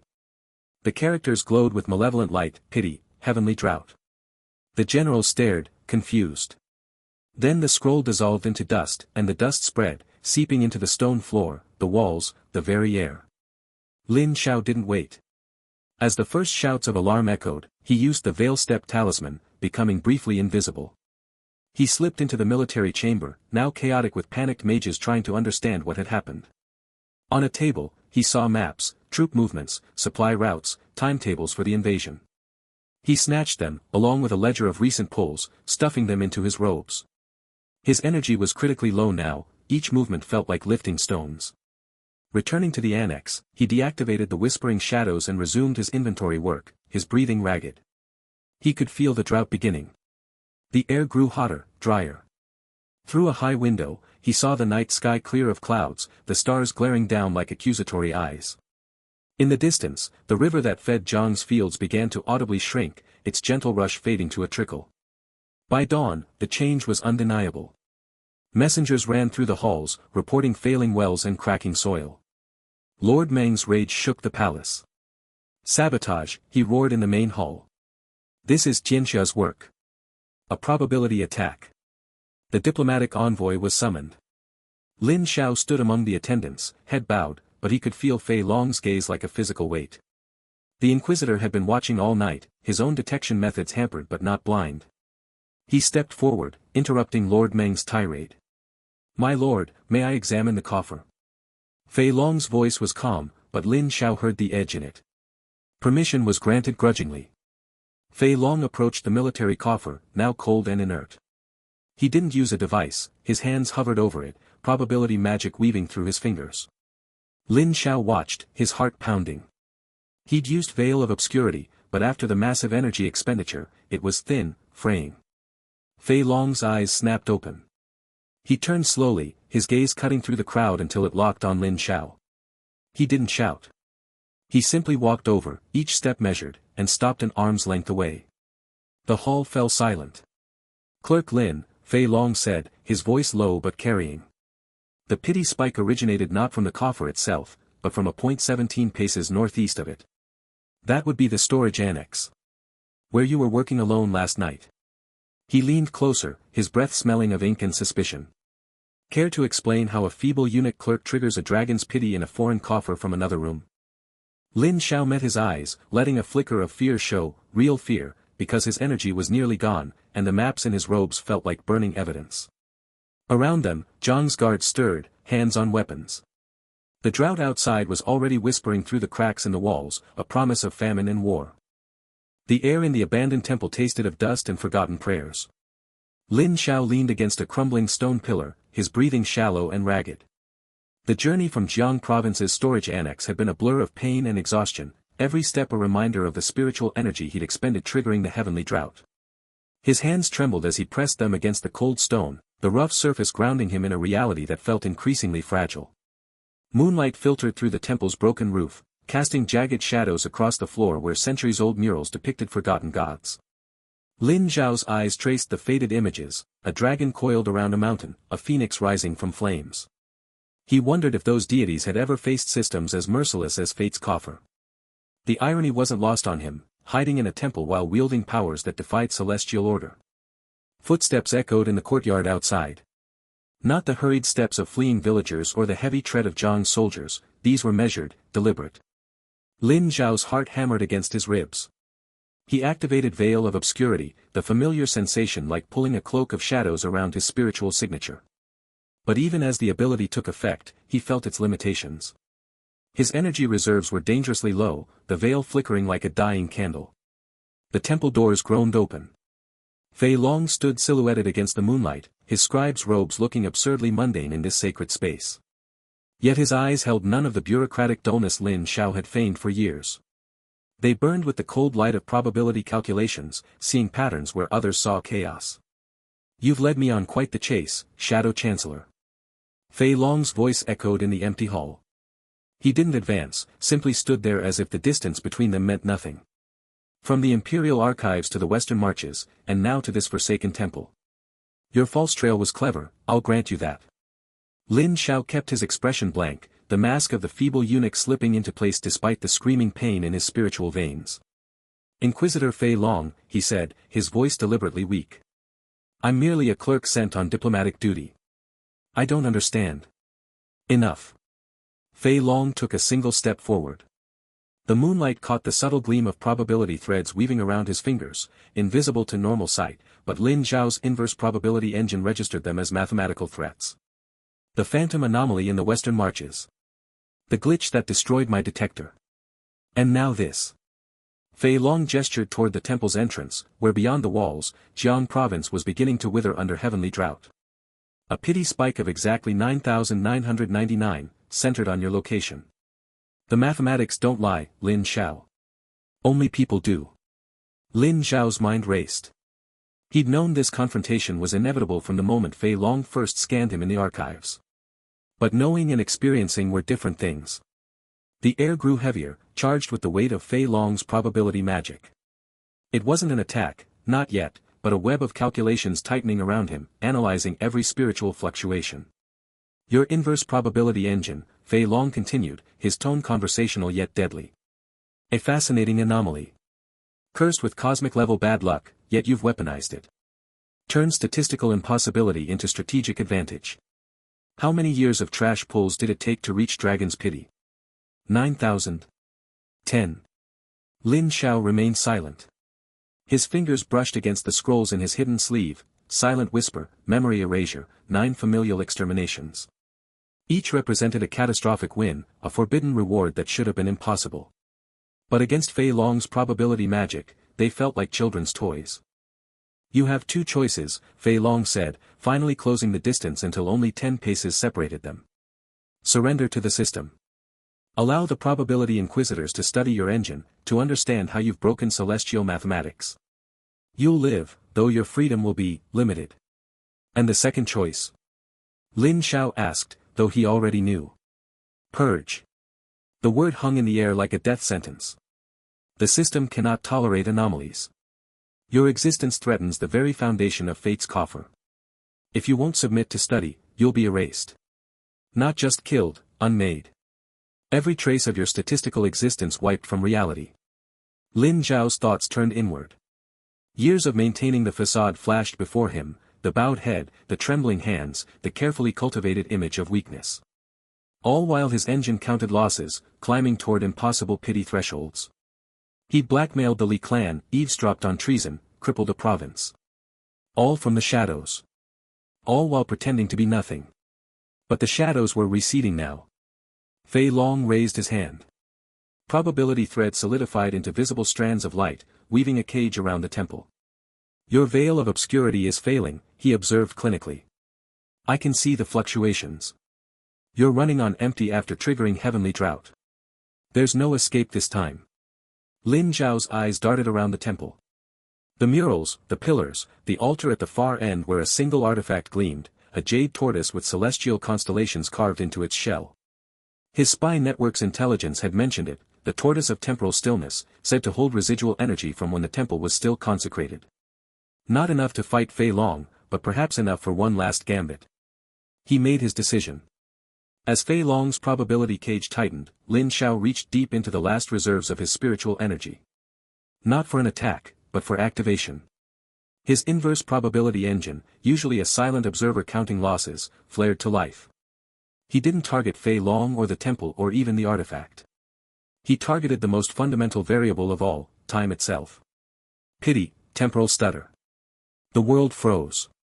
Not completely, Lin Xiao could still move, though every motion felt like pushing through solid stone. Dust motes hung motionless in moonbeams. Fei Long's probability thread stopped mid-weave, frozen in intricate patterns. Even sound ceased, leaving an eerie silence that pressed against Lin Xiao's ears. But the cost was immediate and brutal. Lin Xiao felt years draining from him. Not just spiritual energy, but life essence, the very substance of his existence. 5 years had been bad enough when he destroyed the pity glitch detector. This was worse. Much worse. He could feel wrinkles forming on skin that had been smooth moments before, could feel joints stiffening with sudden age. The engine was consuming him as fuel. He had seconds. Maybe less. Stumbling forward, each step an agony of resistance against frozen time, Lin Xiao reached the altar. His fingers closed around the jade tortoise. It was warm to the touch, humming with residual celestial energy. Not enough to restore what he'd lost, but perhaps enough to keep him moving. As he turned to flee, time resumed. The sudden return of motion and sound was disorienting. Dust resumed its fall. Probability threads completed their weave. And Fei Long's eyes widened in realization. Probability manipulation of temporal variables. Fei Long's voice held genuine shock. That's not just breaking the system, that's rewriting its fundamental laws. He raised both hands now, probability threads multiplying into a storm of mathematical certainty. You can't outrun probability, Lin Xiao. Every path you take, I've already calculated. Lin Xiao ran. Not toward the temple doors, Fei Long would have anticipated that. Instead, he vaulted over a low wall into the temple's inner courtyard, where an ancient well stood surrounded by dead plum trees. The jade tortoise pulsed in his hand, feeding trickles of energy into his depleted system. Not enough to fight. Just enough to flee. He heard Fei Long behind him, probability threads lashing out like whips of light. One caught Lin Xiao's shoulder, not burning flesh but unraveling spiritual connections. He felt memories fray at the edges, the taste of tea from yesterday's breakfast, the color of the Li clan patriarch's robes when he blackmailed him. Small things, but terrifying in their loss. Stop. Fei Long commanded, and the word carried the weight of statistical inevitability. Lin Xiao kept running. Through the courtyard, over another wall, into the temple's meditation garden where stone benches sat among overgrown lotuses. His breath came in ragged gasps, each inhalation tasting of his own diminishing lifespan. The temporal stutter had cost him dearly, he could feel the years missing, like holes in his soul. Fei Long appeared before him, not running but simply being there, probability threads having calculated his path before he'd taken it. There's nowhere to go, Fei Long said, his voice almost pitying. The system has already mapped every possible outcome of this encounter. In 99.7% of them, you're captured or dead within the next 3 minutes. Lin Xiao's grip tightened on the jade tortoise. The artifact was responding to his desperation, glowing brighter as it channeled whatever residual energy it contained. He could feel it stabilizing his spiritual core, patching the worst of the temporal stutter's damage. Not healing, just delaying the collapse. You're remarkable, Fei Long admitted, taking a step closer. Probability threads formed a sphere around them, cutting off escape. To weaponize bad luck, to turn statistical curses into strategic tools. I almost wish I could study you properly. But the system comes first. He raised a hand, fingers weaving a complex pattern. The probability threads shifted from containment to attack formation, sharpening into points aimed at Lin Xiao's spiritual nodes. One strike would sever his connection to the inverse probability engine forever. Lin Xiao did the only thing left, he poured every last drop of energy, his own, the tortoise's, even the fading remnants of temporal stutter, into a single burst of motion. Not toward Fei Long, but straight up, vaulting over the probability sphere with a desperation that bordered on madness. For a moment, he thought he might make it. Then Fei Long's attack struck the jade tortoise. Probability threads, sharpened to mathematical perfection, pierced the artifact not with physical force but with statistical certainty. The tortoise didn't crack or shatter, it simply ceased to be coherent. One moment it was a jade artifact humming with celestial energy, the next it was a cloud of disconnected particles, its probability of existence reduced to 0. The energy sustaining Lin Xiao vanished. He fell. Not gracefully, not with any semblance of control, but like a puppet with cut strings. He hit the ground hard, the impact driving what little breath remained from his lungs. Pain blossomed everywhere, physical from the fall, spiritual from the depleted engine, existential from the years lost to temporal stutter. Through blurred vision, he saw Fei Long approaching. The Inquisitor's expression was unreadable, some mixture of triumph, regret, and clinical curiosity. It's over, Fei Long said quietly. But it wasn't. Because from beyond the temple walls came new sounds, boots on stone, shouted commands, the distinctive hum of more probability magic. Not just Fei Longs, dozens of them, converging from all directions. The Probability Inquisitors had arrived in force, drawn by the temporal anomaly and the shattered artifact's death cry. Lin Xiao tried to rise. His arms refused to obey. His spiritual veins felt like dried riverbeds, cracked and empty. The inverse probability engine, usually a constant presence in his consciousness, had gone silent. Not destroyed, he could still feel its mathematical framework, but dormant, exhausted beyond even its remarkable capacity. Fei Long looked toward the temple entrance, then back at Lin Xiao. "They'll purge you on sight," he said. "No study. No questions. Just, erasure." For the first time, Lin Xiao saw hesitation in the Inquisitor's eyes.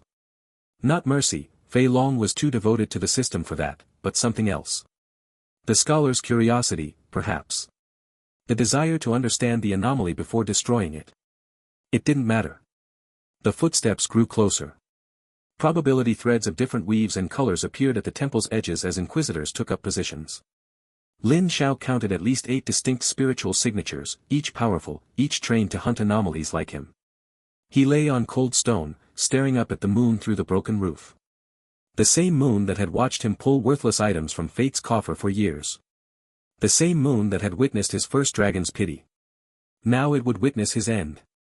His fingers twitched, trying to reach for a scroll, any scroll. But his inventory might as well have been miles away.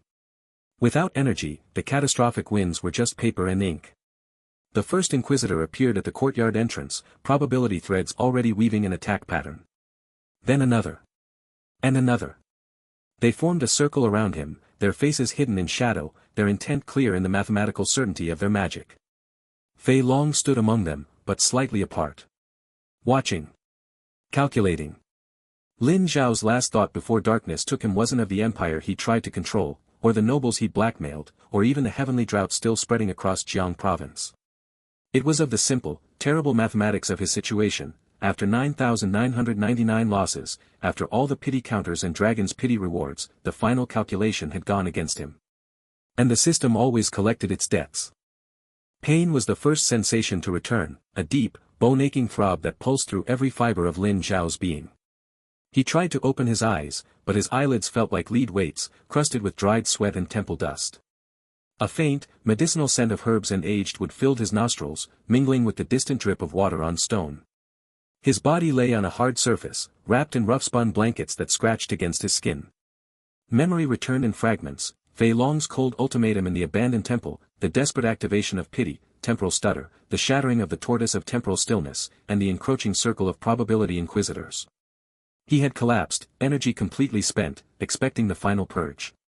Yet here he was, alive. With immense effort, Lin Xiao forced his eyes open. The room was dim, lit by a single oil lamp that cast flickering shadows across low, stone walls. He lay on a narrow pallet in what appeared to be a cellar or underground chamber. Shelves lined one wall, stocked with jars of dried herbs, rolled scrolls, and vials of murky liquids. The air was cool and damp, carrying the faint, earthy smell of hidden places.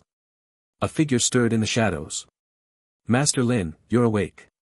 The voice was soft, feminine, and familiar.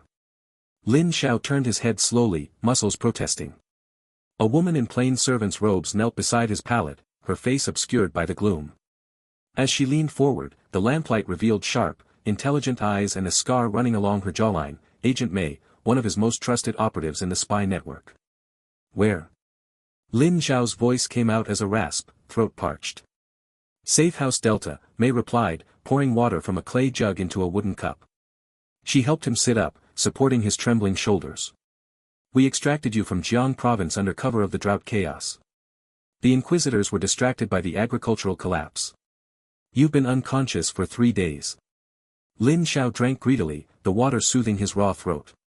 He tried to assess his condition. His spiritual energy was a hollow void, the inverse probability engine within him silent and dormant. The cost of temporal stutter had been catastrophic, he could feel the years missing from his lifespan like a physical weight, a creeping fatigue deep in his marrow. His hands shook as he set the cup down.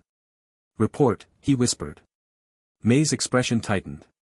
"Fei Long has mobilized." A full team of 6 Probability Inquisitors, all specialists in anomaly detection. They're scouring the Empire, starting with Jiang Province and radiating outward. They've questioned every minor noble, inspected every gacha coffer, and posted rewards for information on statistical irregularities. The Emperor has authorized unlimited resources for their hunt. Lin Xiao closed his eyes, absorbing the information. Fei Long was not one to give up after a demotion. The Inquisitor had pieced together the truth, the Shadow Chancellor, the pity manipulations, the catastrophic droughts. And now he was coming with the full might of the system's enforcers. Our networks? Lin Xiao asked. Compromised in 3 provinces, Mei said, her voice low. Fei Long's team intercepted coded messages from our operatives in the north. They're using probability magic to decrypt them. We've lost contact with agents Feng and Luo. The rest are on deep cover, but communications are risky. Lin Xiao nodded slowly. The safe house around him was a testament to his network's preparation, hidden, stalked, and isolated. But it was only a temporary refuge. Fei Long would find it eventually. The Inquisitors had tools, magic, and the mandate of heaven itself. For the next 5 days, Lin Xiao focused on recovery. The safe house was a labyrinth of connected chambers carved into the bedrock beneath a forgotten merchant's warehouse in a border town. Mei and 2 other agents, a wiry man named Jean and a silent woman called Lan, attended to him, administering herbal tonics looted from imperial stores and applying poultices to his aching joints. Lin Xiao's spiritual energy regenerated at a glacial pace. He could feel the inverse probability engine stirring fitfully, like a wounded beast, but it remained weak. He spent hours meditating, drawing on the ambient energy of the earth and the carefully hoarded resources his network had provided. A small cache of spirit stones, looted from a corrupt official's vault months ago, helped accelerate the process, but each infusion was a drop in an ocean. During his waking hours, Lin Xiao reviewed his inventory. The scrolls and items he had accumulated over years of calculated losses were his only weapons now. Pity, silent whisper, pity, veil of obscurity, pity, memory erasure, the mandate, minor blessing, pity, 9 familial exterminations, pity, false trail, each represented a strategic tool, but each also carried a cost. The dragon's pity rewards were not gifts, they were transactions, paid for in luck, energy, and lifespan. He thought back to his first days as the Shadow Chancellor, posing as a frail eunuch clerk in the Imperial Archives. The curse of his bad luck had seemed like a death sentence then, a cosmic joke that condemned him to a life of obscurity. But the inverse probability engine had transformed that curse into a weapon. Every trash pull, every worthless item, every pity counter increment had been a step toward power. Now, that power had drawn the attention of the very system he sought to manipulate. On the 6th day, Lin Xiao felt strong enough to stand without assistance. He paced the narrow confines of the safe house, his mind racing. Fei Long was a problem that could not be avoided or outrun. The Inquisitor had seen too much, deduced too much. He had to be neutralized, but direct confrontation was suicide in Lin Xiao's current state. He needed to secure his communications first. The spy network was his eyes and ears, his leverage in the palace.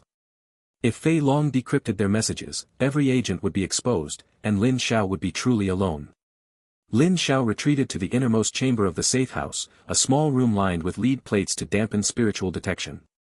He sat cross-legged on the floor, the cool stone seeping through his thin robes.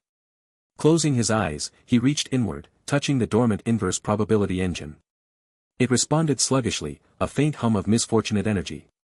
He focused on his need, a way to encrypt his network's communications, to render them invisible to probability magic. The engine stirred, its mechanisms grinding as it processed the request. Lin Xiao could feel the cost accumulating, a subtle draining sensation that seeped into his bones. Lifespan, again. Always lifespan. A scroll materialized in his hands, heavy parchment sealed with wax imprinted with a complex, shifting pattern. He broke the seal, and the scroll unfurled, revealing elegant calligraphy that glowed with a soft, blue light. Pity, network encryption. The scroll detailed a ritual to bind his spy network's communications to a unique probability signature, one that would appear as random noise to any detection magic. The cost, approximately 2 years of his remaining lifespan. Lin Xiao did not hesitate. He had already sacrificed so much, what were 2 more years in exchange for survival? He performed the ritual there in the lead-lined room, chanting the incantations, burning rare herbs looted from the imperial gardens, and channeling his meager spiritual energy into the scroll. As the final syllable left his lips, he felt a sharp, cold pain in his chest, as if something vital had been extracted. The scroll dissolved into motes of light that seeped into the walls, the air, the very fabric of his network. Immediately, Agent May entered, her eyes wide. Master Lin, the codes, they've shifted. Our latest messages from the capital came through clean, no interception signatures. It's as if they never passed through Fei Long's nets. Lin Xiao nodded, breathing heavily. The cost was worth it. For now, his network was secure. But Fei Long would adapt. The Inquisitor was relentless, a hunter who understood the Gacha system better than anyone save Lin Xiao himself. Over the next 2 days, Lin Xiao planned his counterattack. He could not face Fei Long directly, not yet. But he could undermine him, discredit him, turn the system against its own enforcer. Using pity, false trail, he crafted a series of decoy anomalies, minor pity spikes in distant provinces, traces of misfortunate energy in abandoned coffers. Each was designed to lead Fei Long's team on wild goose chases, wasting their time and resources. He also activated pity, veil of obscurity, masking his own spiritual signature further. The safe house became a ghost in the system, invisible to all but the most focused scans. But Lin Xiao knew it was only a temporary measure. Fei Long would narrow the search eventually. On the evening of the 8th day, as Lin Xiao was reviewing maps of the Imperial Palace, Agent Jean burst into the chamber, his face pale. Master Lin, Safe House Gamma has been raided. Fei Long's team struck an hour ago. They found it empty. We evacuated yesterday on your orders, but they left nothing untouched. They're getting closer. Lin Xiao's fingers tightened on the edge of the map. Safe House Gamma was one of his older hideouts, rarely used. Fei Long was methodical, eliminating possibilities one by one. It was only a matter of time before he triangulated Safe House Delta. Any casualties? Lin Xiao asked, his voice calm. None, Jean said. But they left a message. Carved into the wall with probability magic. May handed Lin Xiao a small slip of rice paper, a transcription of the message. The characters were sharp, angular, written with the precision of a scholar and the menace of an executioner. The shadow cannot hide forever. The celestial coffer awaits your anomaly. Lin Xiao's blood ran cold. The celestial coffer. He had heard whispers of it in the Imperial Archives, a legendary system artifact rumored to be kept in the deepest vaults of the palace. It was said to be a direct conduit to Fate's coffer itself, capable of permanently erasing statistical irregularities, of purging anomalies from existence, not just killing them, but unraveling their very probability from reality. If Fei Long had petitioned the Emperor to deploy it. Before Lin Xiao could speak, Lan slipped into the room, her movements silent as a ghost. She placed a sealed scroll on the table before him. Intercepted from a royal courier, she murmured. Fei Long's formal petition to the Emperor. Approved this morning. Lin Xiao broke the imperial seal, his hands steady despite the dread coiling in his gut. The scroll was brief, written in the flowery language of court documents, but the meaning was clear. Fei Long had presented evidence of catastrophic probability deviations threatening the mandate of heaven. The Emperor, in his paranoia about treason and system instability, had authorized the use of the celestial coffer. The artifact was to be activated within 3 days, its focus tuned to the primary anomaly, Lin Xiao. 3 days. 72 hours before a weapon that could erase him from existence was unleashed. Lin Xiao set the scroll down, the parchment crinkling under his fingers. The safe house, once a sanctuary, now felt like a tomb. The walls seemed to press in, the dim light casting long, grasping shadows. He could hear the drip of water again, a relentless countdown. He looked at his agents, May, Jean, Lan, their faces etched with fear and determination. They had followed him into the shadows, risked everything for his vision of control. Now, the shadows were turning against them. Prepare to move, Lin Xiao said, his voice low but firm. We have 3 days. Fei Long has the celestial coffer. We need to find a way to break it before it breaks us. But as he spoke, a cold certainty settled in his heart. The celestial coffer was not just a tool, it was the system's ultimate enforcement mechanism. To challenge it was to challenge Fate's coffer itself. And Lin Xiao, for all his pity drops and hidden power, was still just a man with bad luck, running out of time. The scent of sandalwood and old parchment filled the Imperial Archives, but Lin Xiao smelled only the metallic tang of danger. From his hidden alcove behind a shelf of tax records, he watched dust motes dance in the slanted morning light that pierced through the high windows. His body still ached with the phantom pains of Jiang province, a deep, hollow exhaustion that no amount of herbal tonics could fully erase. The tortoise of temporal stillness was gone, shattered by Fei Long's probability magic, and the cost of pity. Network encryption still gnawed at the edges of his consciousness, a constant reminder that his lifespan had been pared down like a candle burning at both ends. Agent Jin's message had arrived at dawn, encrypted with the very network protection that had cost him 2 years. The characters had glowed briefly on the spirit paper before dissolving. Emperor authorized celestial coffer. Capital. 3 days, 3 days. Lin Xiao's fingers tightened around a scroll of grain reports. The celestial coffer wasn't just another artifact, it was the system's scalpel, designed to cut anomalies from reality itself. Fei Long had outmaneuvered him, turning the Emperor's paranoia into a weapon. Lin Xiao moved through the archives with the practiced silence of a shadow. His eunuch's robes, plain gray and slightly frayed at the hem, blended into the gloom. To any observer, he was just another clerk, frail and forgettable. But beneath the facade, his mind raced. Returning to the palace was suicide. The Probability Inquisitors would be watching every gate, every corridor.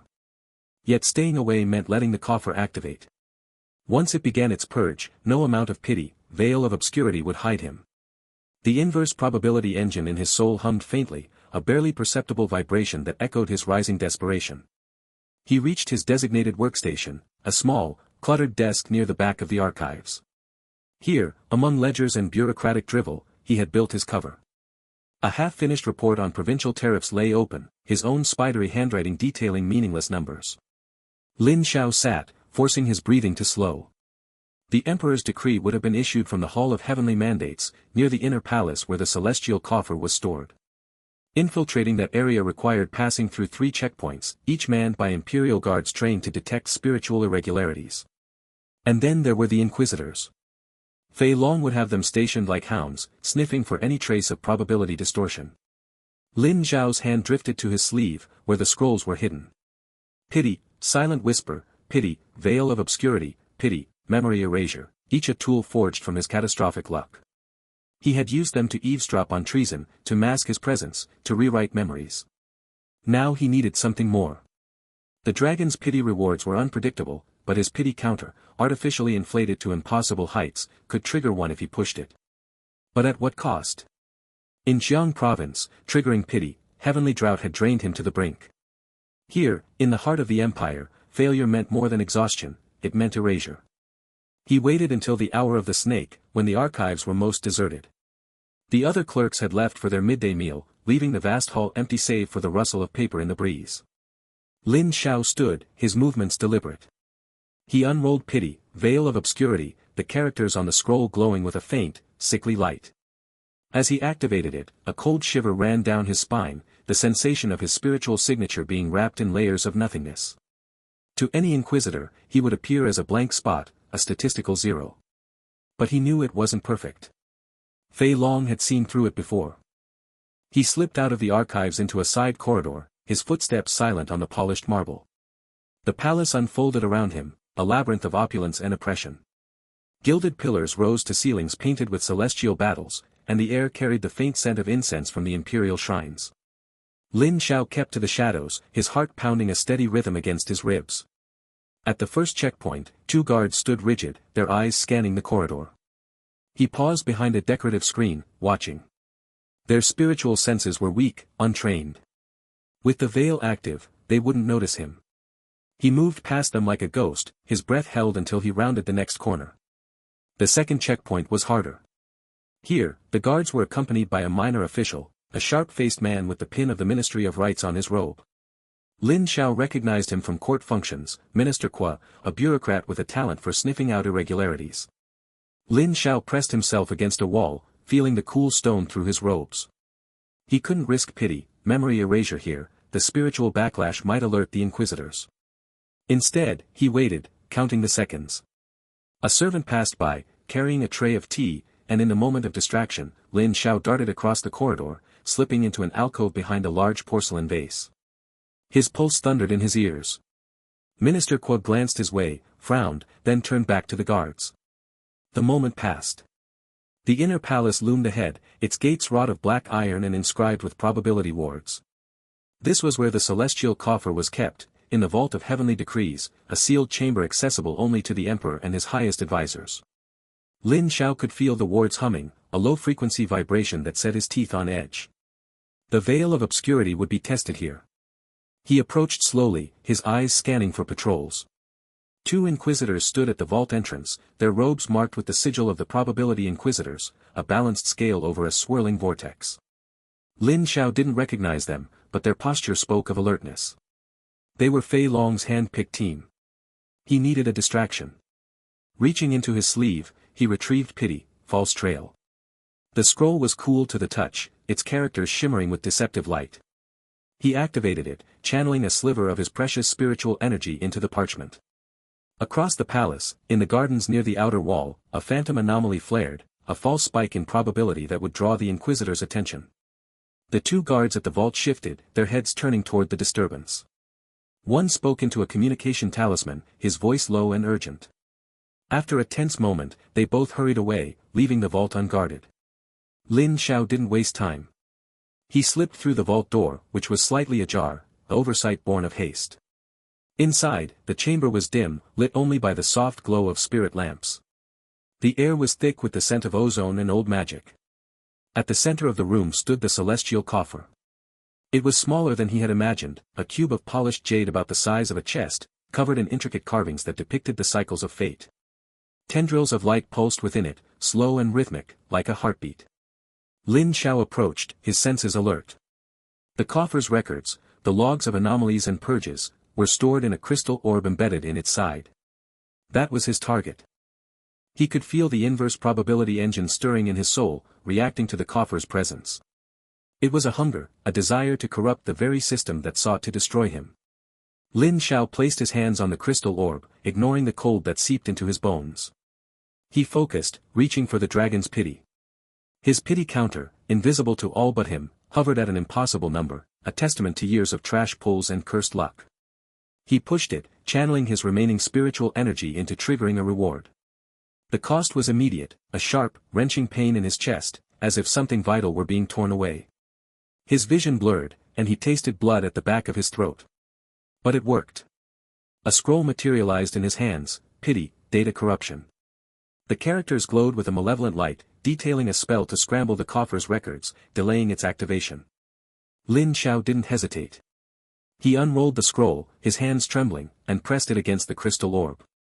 The characters melted into the crystal, spreading like ink in water. The coffer shuddered, its light flickering erratically.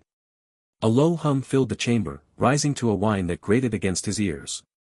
Lin Xiao felt his spiritual energy drain away, a torrent pouring into the coffer as the corruption took hold. He staggered, his knees buckling, but forced himself to stay upright. The coffer's activation timer, which had been counting down to 3 days, now stuttered, reset, delayed by weeks. As the spell completed, Lin Xiao's eyes fell on a set of schematics rolled beside the coffer, the blueprints of its construction. He snatched them, tucking them into his robes. Knowledge was power, and understanding the coffer might give him an edge against Fei Long. He turned to leave, his body heavy with exhaustion. The veil of obscurity was fading, its power waning with his depleted energy. He needed to get out, back to the archives, before. The vault door creaked open. Lin Xiao froze, his blood turning to ice.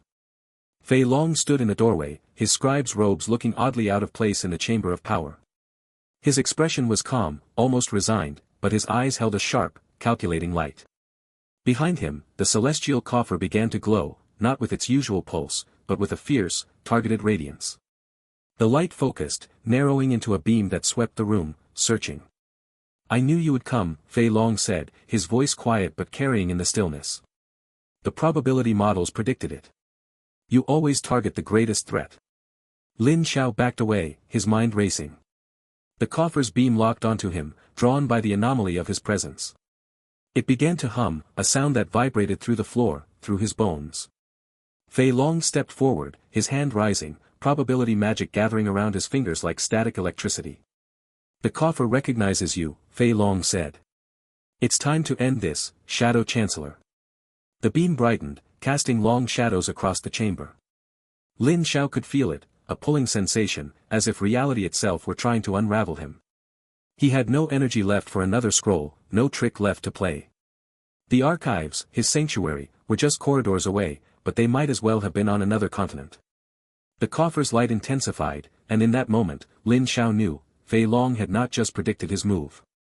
He had orchestrated it. The celestial coffer's beam hummed with a sound like tearing silk, a silver-white lance of pure probability energy that sliced through the vault's dim air. Lin Xiao could feel its pull even before it touched him, a cold, mathematical certainty that sought to unravel his very existence, to erase the statistical anomaly he represented from the fabric of reality. He stood frozen for half a heartbeat, his body screaming with exhaustion. The activation of pity, data corruption had drained him to the marrow, his spiritual energy reserves were little more than faint embers. The vault around them was a chamber of polished black stone, lined with shelves holding scrolls and artifacts that glowed with faint celestial light. In the center, the coffer itself pulsed like a mechanical heart, its surface covered in shifting symbols that calculated probabilities with inhuman precision. Fei Long stood between him and the only exit, a smug satisfaction curling at the corners of his mouth. The Inquisitor no longer wore his scribe's disguise but the formal robes of his office, dark blue silk embroidered with silver threads that formed complex statistical diagrams. His eyes held no malice, only the cool detachment of a mathematician solving an equation. "The coffer has locked onto your anomaly signature, Shadow Chancellor," he said, his voice echoing slightly in the stone chamber. "Even your veil of obscurity cannot hide you from its calculations now." Lin Xiao's mind raced. He could feel the coffer's beam beginning to solidify around him, threads of probability energy weaving a cage that would soon collapse inward. His fingers twitched toward the scrolls at his belt, pity, 9 familial exterminations, pity, false trail, the others, but none were suited for direct combat. He was a spy, not a warrior. His strength lay in manipulation, in planting seeds that grew into catastrophes for others to harvest. "You've been clever," Fei Long continued, taking a step forward. The air around him shimmered with probability magic, reality itself seeming to bend to accommodate his calculations. "Using your cursed luck as a weapon. But mathematics has no room for sentiment. An anomaly must be corrected." With a flick of his wrist, Fei Long unleashed his first attack. It wasn't a bolt of energy or a physical strike, but something far more insidious, a wave of altered probability that made the very floor beneath Lin Xiao's feet turn to quicksand. The black stone dissolved into shifting grains, pulling at his boots. Lin Xiao stumbled, his weakened legs struggling for purchase. He could feel the coffer's beam tightening its grip, the silver light now forming visible strands that wrapped around his arms and torso. He activated pity, veil of obscurity, pouring the last dregs of his spiritual energy into the ability.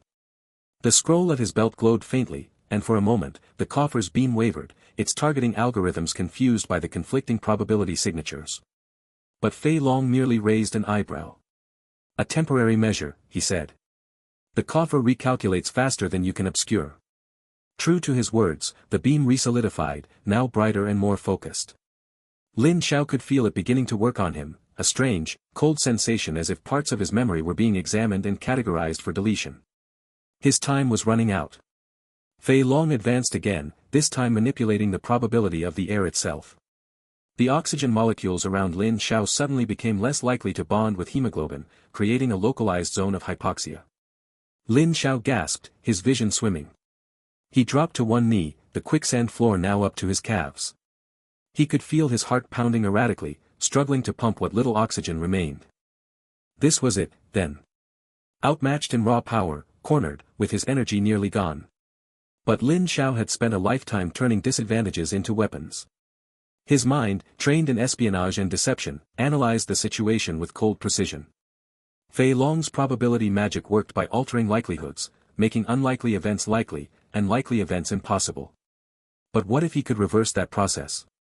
His fingers found a scroll he'd been saving for exactly this kind of desperate situation, pity, reverse causality. He hadn't used it before because the cost was prohibitive, written in the scroll's margins in blood-red ink, exchange, 5 years of lifespan per activation. 5 years from what little remained after the temporal stutter and network encryption. But survival had no price too high. As Fei Long prepared another attack, this time manipulating the probability that the vault ceiling would collapse on Lin Xiao tore the scroll. The parchment dissolved into golden light that flowed up his arm, burning with a pain that was both physical and existential. He could feel years of his life being stripped away, a sensation like sand pouring through an hourglass at impossible speed. His hair whitened at the temples, new lines etched themselves around his eyes, and a deep weariness settled into his bones. But the effect was immediate. Fei Long's probability wave, meant to make the ceiling collapse with 99.9% certainty, suddenly reversed. Instead of falling, the stone above them became improbably reinforced, the bonds between molecules strengthening beyond natural limits. More importantly, the altered probability rebounded on its caster. The air around Fei Long suddenly became hyperoxygenated, causing a wave of dizziness that made him stagger.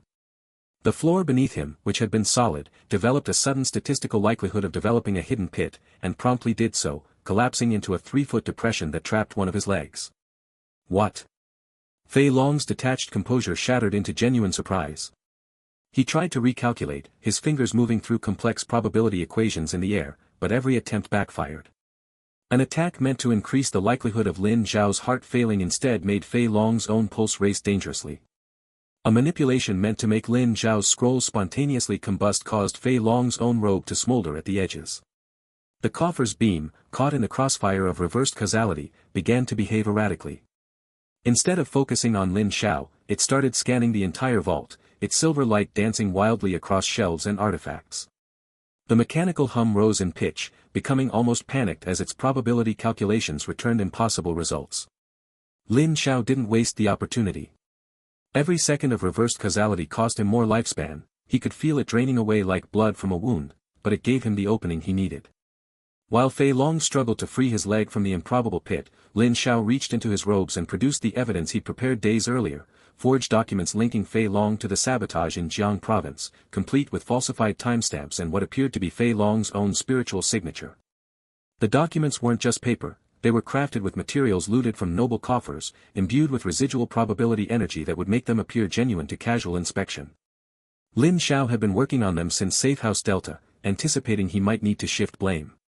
Now, with Fei Long distracted, he used the chaos of the reversed causality to plant them strategically. One slipped between 2 scrolls on a nearby shelf where it would be easily found, another tucked beneath a loose floor tile near the entrance, a third, the most damning, placed in the mechanism of the celestial coffer itself, where it would be discovered during maintenance. Each placement was calculated with a spy's precision. The shelf scroll would be found first, triggering an investigation. The floor tile would be discovered during cleanup, corroborating the find. The coffer placement would be the final nail, suggesting Fei Long had tampered with the system artifact itself. As he worked, Lin Xiao's eyes fell on the device at Fei Long's belt, a probability calculating apparatus of polished brass and crystal, covered in dials and lenses that glowed with soft blue light. The Inquisitor's primary tool for detecting anomalies. While Fei Long was still disoriented from his own backfiring magic, Lin Xiao reached out and snatched it, his movements fueled by desperation rather than grace. The device came free with a click, surprisingly light in his hand. He could feel it humming with power, its internal mechanisms performing billions of probability calculations per second. This was the key to understanding how the Inquisitors tracked him, and potentially how to evade them more permanently.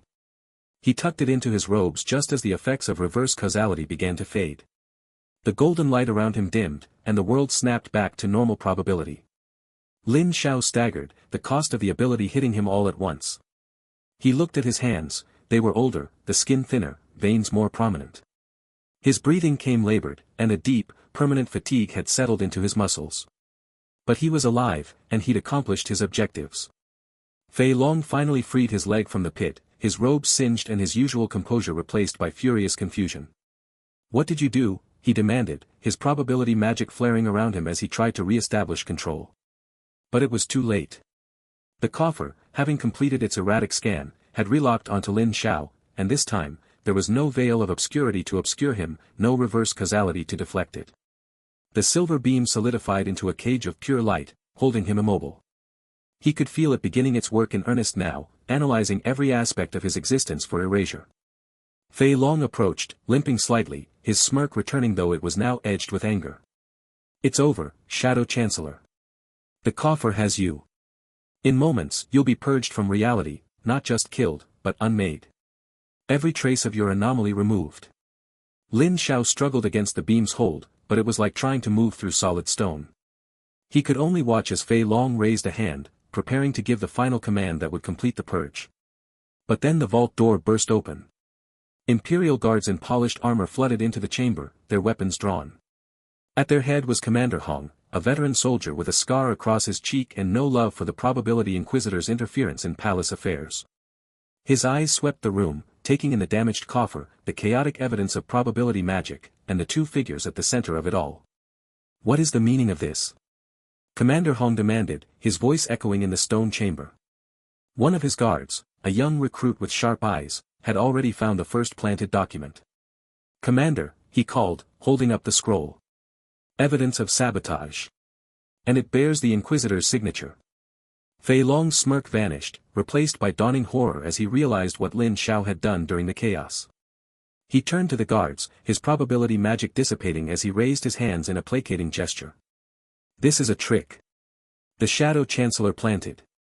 But Commander Hong wasn't listening. His eyes were fixed on the second document, now being pulled from beneath the loose floor tile by another guard. "Secure the Inquisitor," he ordered, his voice cold. "And someone check the coffer mechanism."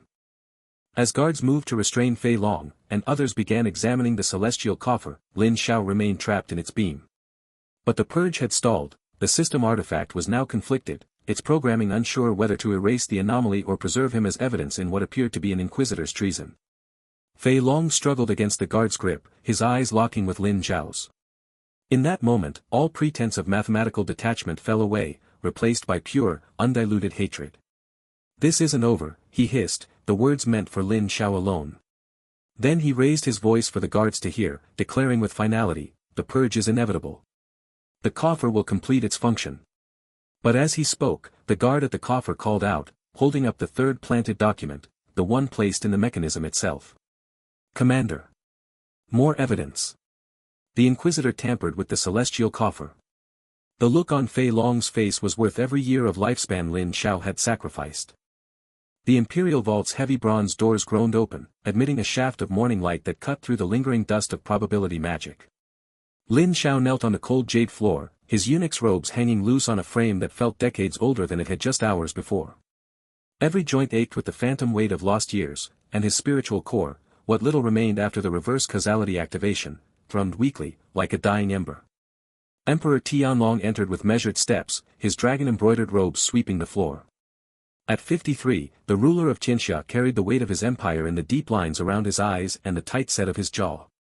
6 imperial guards flanked him, their armor polished to mirror brightness, while Commander Hong stood rigid at attention near the still-glowing celestial coffer. "Your Majesty," Commander Hong's voice echoed in the vault's high ceiling. "The anomaly purge was interrupted when we discovered this." He gestured to where Fei Long knelt in restraints, the Inquisitor's scribe robes torn at the shoulder from the struggle. 3 scrolls lay between them, the forged evidence Lin Xiao had planted during the chaos. The Emperor's gaze swept over the scene, lingering on the celestial coffer whose crystalline structure pulsed with irregular light, then settled on Lin Xiao. "Archivist Lin," the Emperor said, his voice devoid of inflection. "Explain your presence in a restricted vault during a system purge." Lin Xiao kept his head bowed, letting his shoulders slump in the familiar posture of a feeble clerk. This humble servant was delivering tax records to the Western archives when the guard's commotion drew my attention. I feared documents might be damaged in the confusion, Your Majesty." He injected just enough tremor into his voice, the practiced uncertainty of a man who'd spent years being overlooked. Fei Long's eyes burned with suppressed fury. "He lies. That man is no eunuch clerk, he's the statistical anomaly we've been hunting. The coffer was targeting him." The Emperor's expression didn't change, but Lin Xiao saw the slight tightening around his eyes, the paranoia that had kept Tianlong on the throne through 3 assassination attempts. "The coffer targets anomalies," the Emperor said slowly. "And you, Inquisitor Fei, were found with evidence linking you to the Jiang province sabotage." He gestured, and a senior advisor, Minister Zhao, Lin Xiao recognized from court observations, unrolled one of the forged scrolls. The characters glowed with false authenticity, detailing secret adjustments to provincial gacha outcomes that matched the drought patterns perfectly. "These are fabrications." Fei Long strained against his restraints. Probability analysis shows irregularities in your own reports," the Emperor cut him off.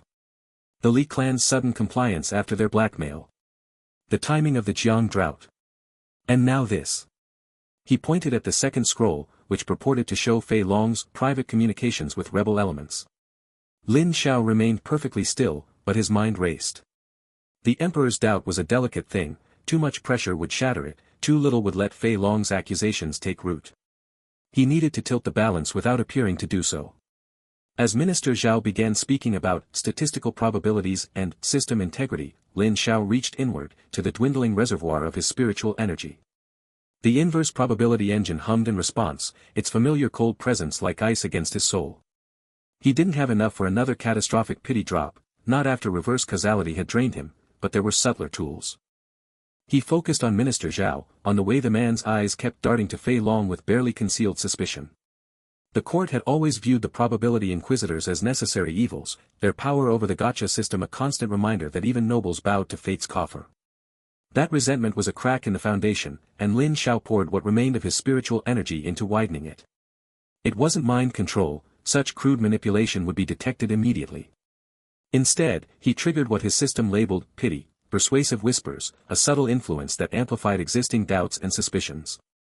The energy cost was moderate, but as it flowed out of him, Lin Xiao felt his already weakened body grow lighter, as if part of his substance was dissolving into the air.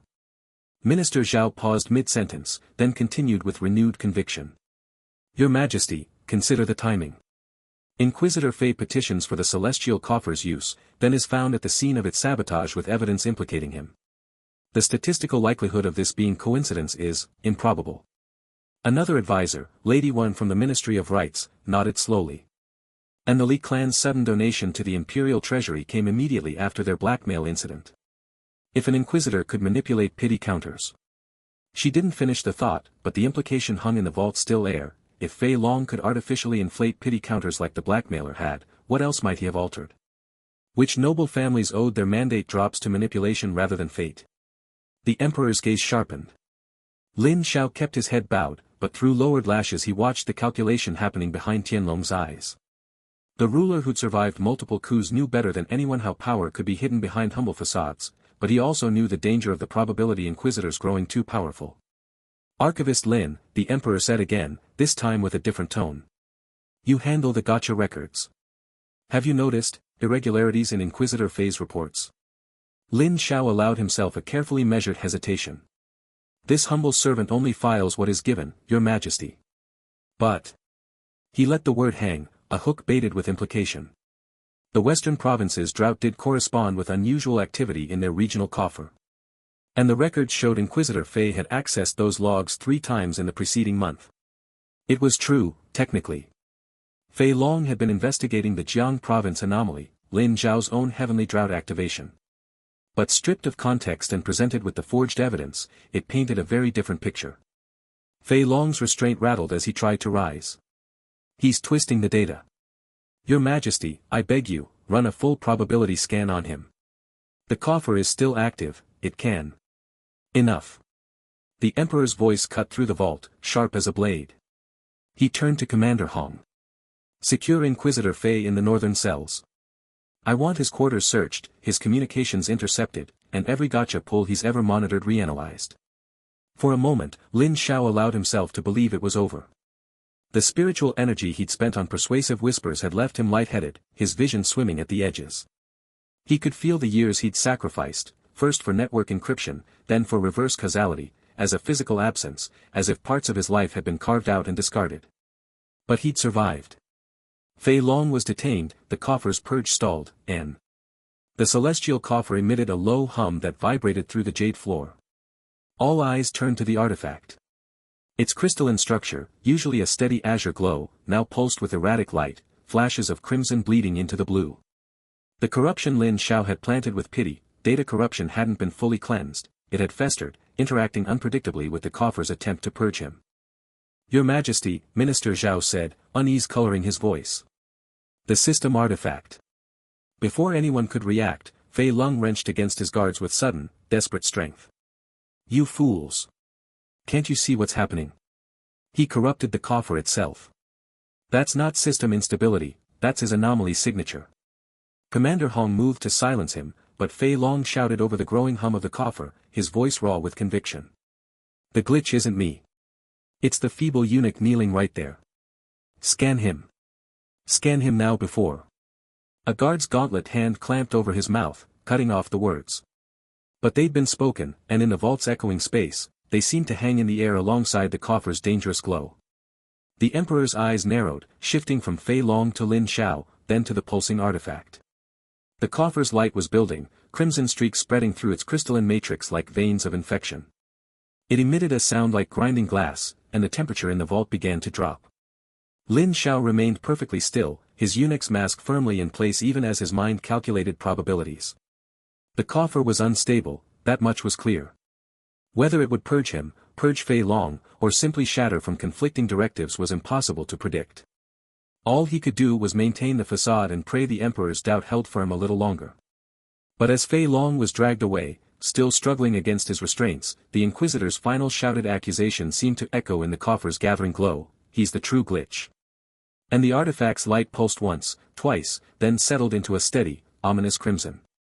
The scent of medicinal herbs hung thick in the air of the small chamber, a bitter perfume that clung to the back of Lin Xiao's throat. Sunlight filtered through the single paper window, casting long shadows across the worn wooden floor where he lay on a simple cot. Every muscle in his body ached with a deep, bone-weary exhaustion that went beyond mere physical fatigue.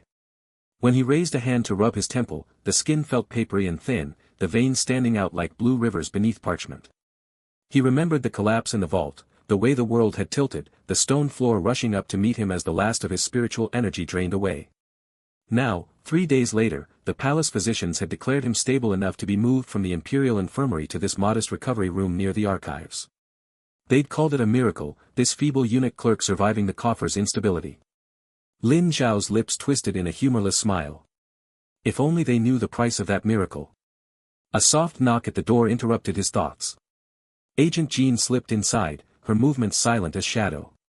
She carried a tray with a bowl of steaming broth and a scroll case. "The Emperor's physicians have left for the day," she murmured, setting the tray on a small table. "They say you should be walking within the week." Lin Xiao pushed himself up slowly, wincing at the stiffness in his joints.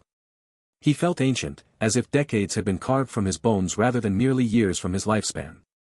"And the court?" "Fei Long was exiled at dawn," Jean reported, her voice low.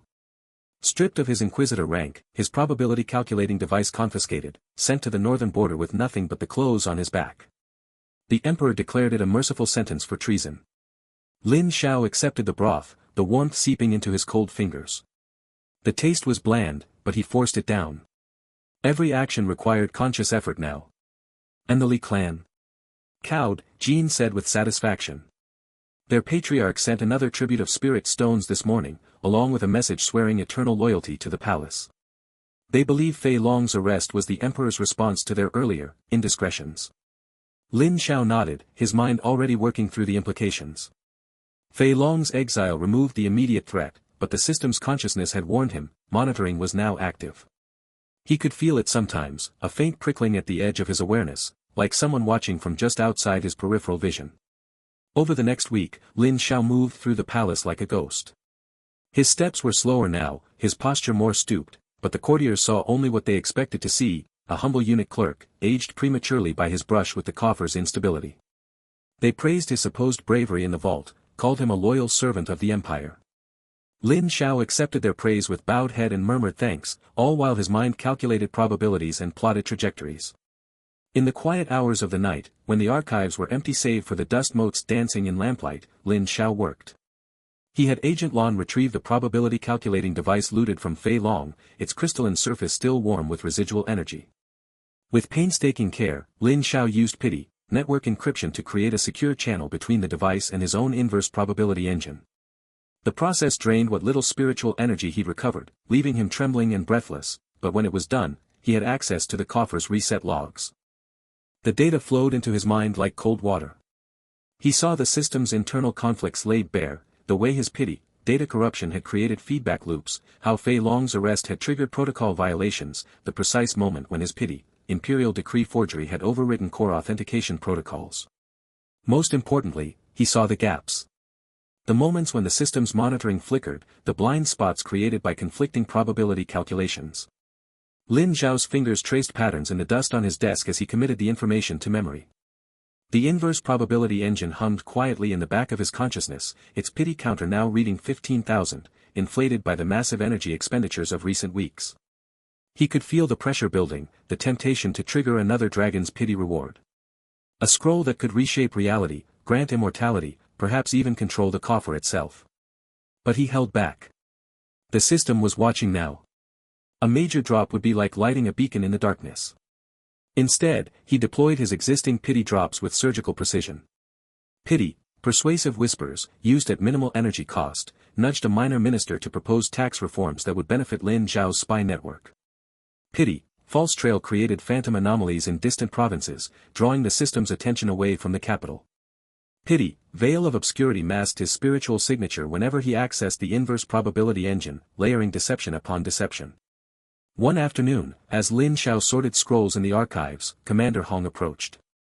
The Imperial Guard commander looked uncomfortable in the quiet space, his armor seeming too loud among the whispering parchment. "The Emperor wishes to express his gratitude," Hong said formally. "Your service during the Coffer incident has been noted." Lin Xiao bowed deeply, the motion making his aged joints protest. This humble servant merely did his duty. "Still," Hong said, his eyes studying Lin Xiao with a curiosity that bordered on suspicion. "The physicians say you should have died. The energy drain alone." He trailed off, shaking his head. "The Emperor has authorized additional resources for your recovery. Better quarters, perhaps." "This room is sufficient," Lin Xiao said quickly. Better quarters meant more attention, more eyes watching. "I am content with my duties here." Hong nodded, though the suspicion didn't entirely leave his eyes. After he left, Lin Xiao returned to his work, but his mind was elsewhere. The encounter was a reminder, even with Fei long gone, the palace was full of watchful eyes. His facade had to be perfect, every gesture, every word meticulously calculated. Days turned into weeks. Lin Xiao's strength returned slowly, though the aging effects of his lifespan reductions remained. He moved through the palace with careful deliberation, his spy network operating with renewed efficiency. The Li clan's tribute flowed steadily into his coffers, converted into resources for his agents. Minor nobles, sensing the shifting winds of power, began sending subtle overtures, gifts of rare tea, invitations to inconsequential gatherings. Lin Xiao accepted none of them directly, but through intermediaries, he began weaving a web of influence that stretched through the court. From the shadows of a balcony overlooking the throne room, Lin Xiao watched the emperor hold court. Tianlong sat on the dragon throne, listening to petitions with the weary patience of a man who had ruled too long. Lin Xiao observed the subtle tensions in the room, the way the Minister of Revenue avoided the emperor's gaze, the barely concealed hostility between two generals, the nervous energy of a young noble presenting a petition. All of it flowed into Lin Xiao's calculations, pieces on a board only he could see fully.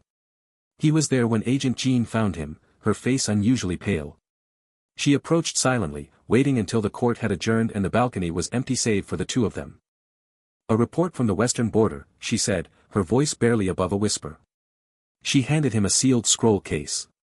Lin Xiao broke the seal, his fingers moving with practiced efficiency. The parchment inside was high quality, the ink fresh. As he read, the words seemed to pulse with ominous energy. A distant kingdom across the western mountains, the kingdom of Xian, had developed their own Gacha system. Not a mere imitation of Fate's Coffer, but something new, something different. Early reports suggested it operated on different probability principles, that its rewards included artifacts and abilities unknown in Tianxia. The border scouts reported strange energy fluctuations, reality distortions that matched nothing in their records. Lin Xiao's mind raced through the implications. A rival system meant competition for celestial mandates. It meant new variables, new threats, new opportunities. It meant the game was no longer confined to Tianxia's borders. As he stood there, the scroll trembling slightly in his aged hands, he felt it, a presence in his mind, cold and vast as the space between stars. The system's consciousness, which had been quietly monitoring him since the vault incident, now stirred. Words formed in his thoughts, not as sound but as pure meaning, etched directly into his awareness. "The game expands. Your move, Shadow Chancellor." Then the presence withdrew, leaving only the echo of its message and the weight of what it implied. Lin Xiao looked out over the palace, at the courtyards and towers stretching to the horizon, at the emperor being escorted back to his chambers, at the intricate machinery of power he had spent years learning to manipulate. All of it suddenly seemed smaller, like a child's toy compared to what was coming. He carefully re-rolled the scroll and handed it back to Jean. "Burn it," he said quietly. "And prepare the network. We have new players to study." As Jean disappeared into the shadows, Lin Xiao remained on the balcony, watching the sunset paint the palace in shades of gold and crimson. The hidden god's throne, he thought. Not a physical seat, but a position of power woven from shadows and probability. He had secured it, for now. But the board had just gotten much, much larger.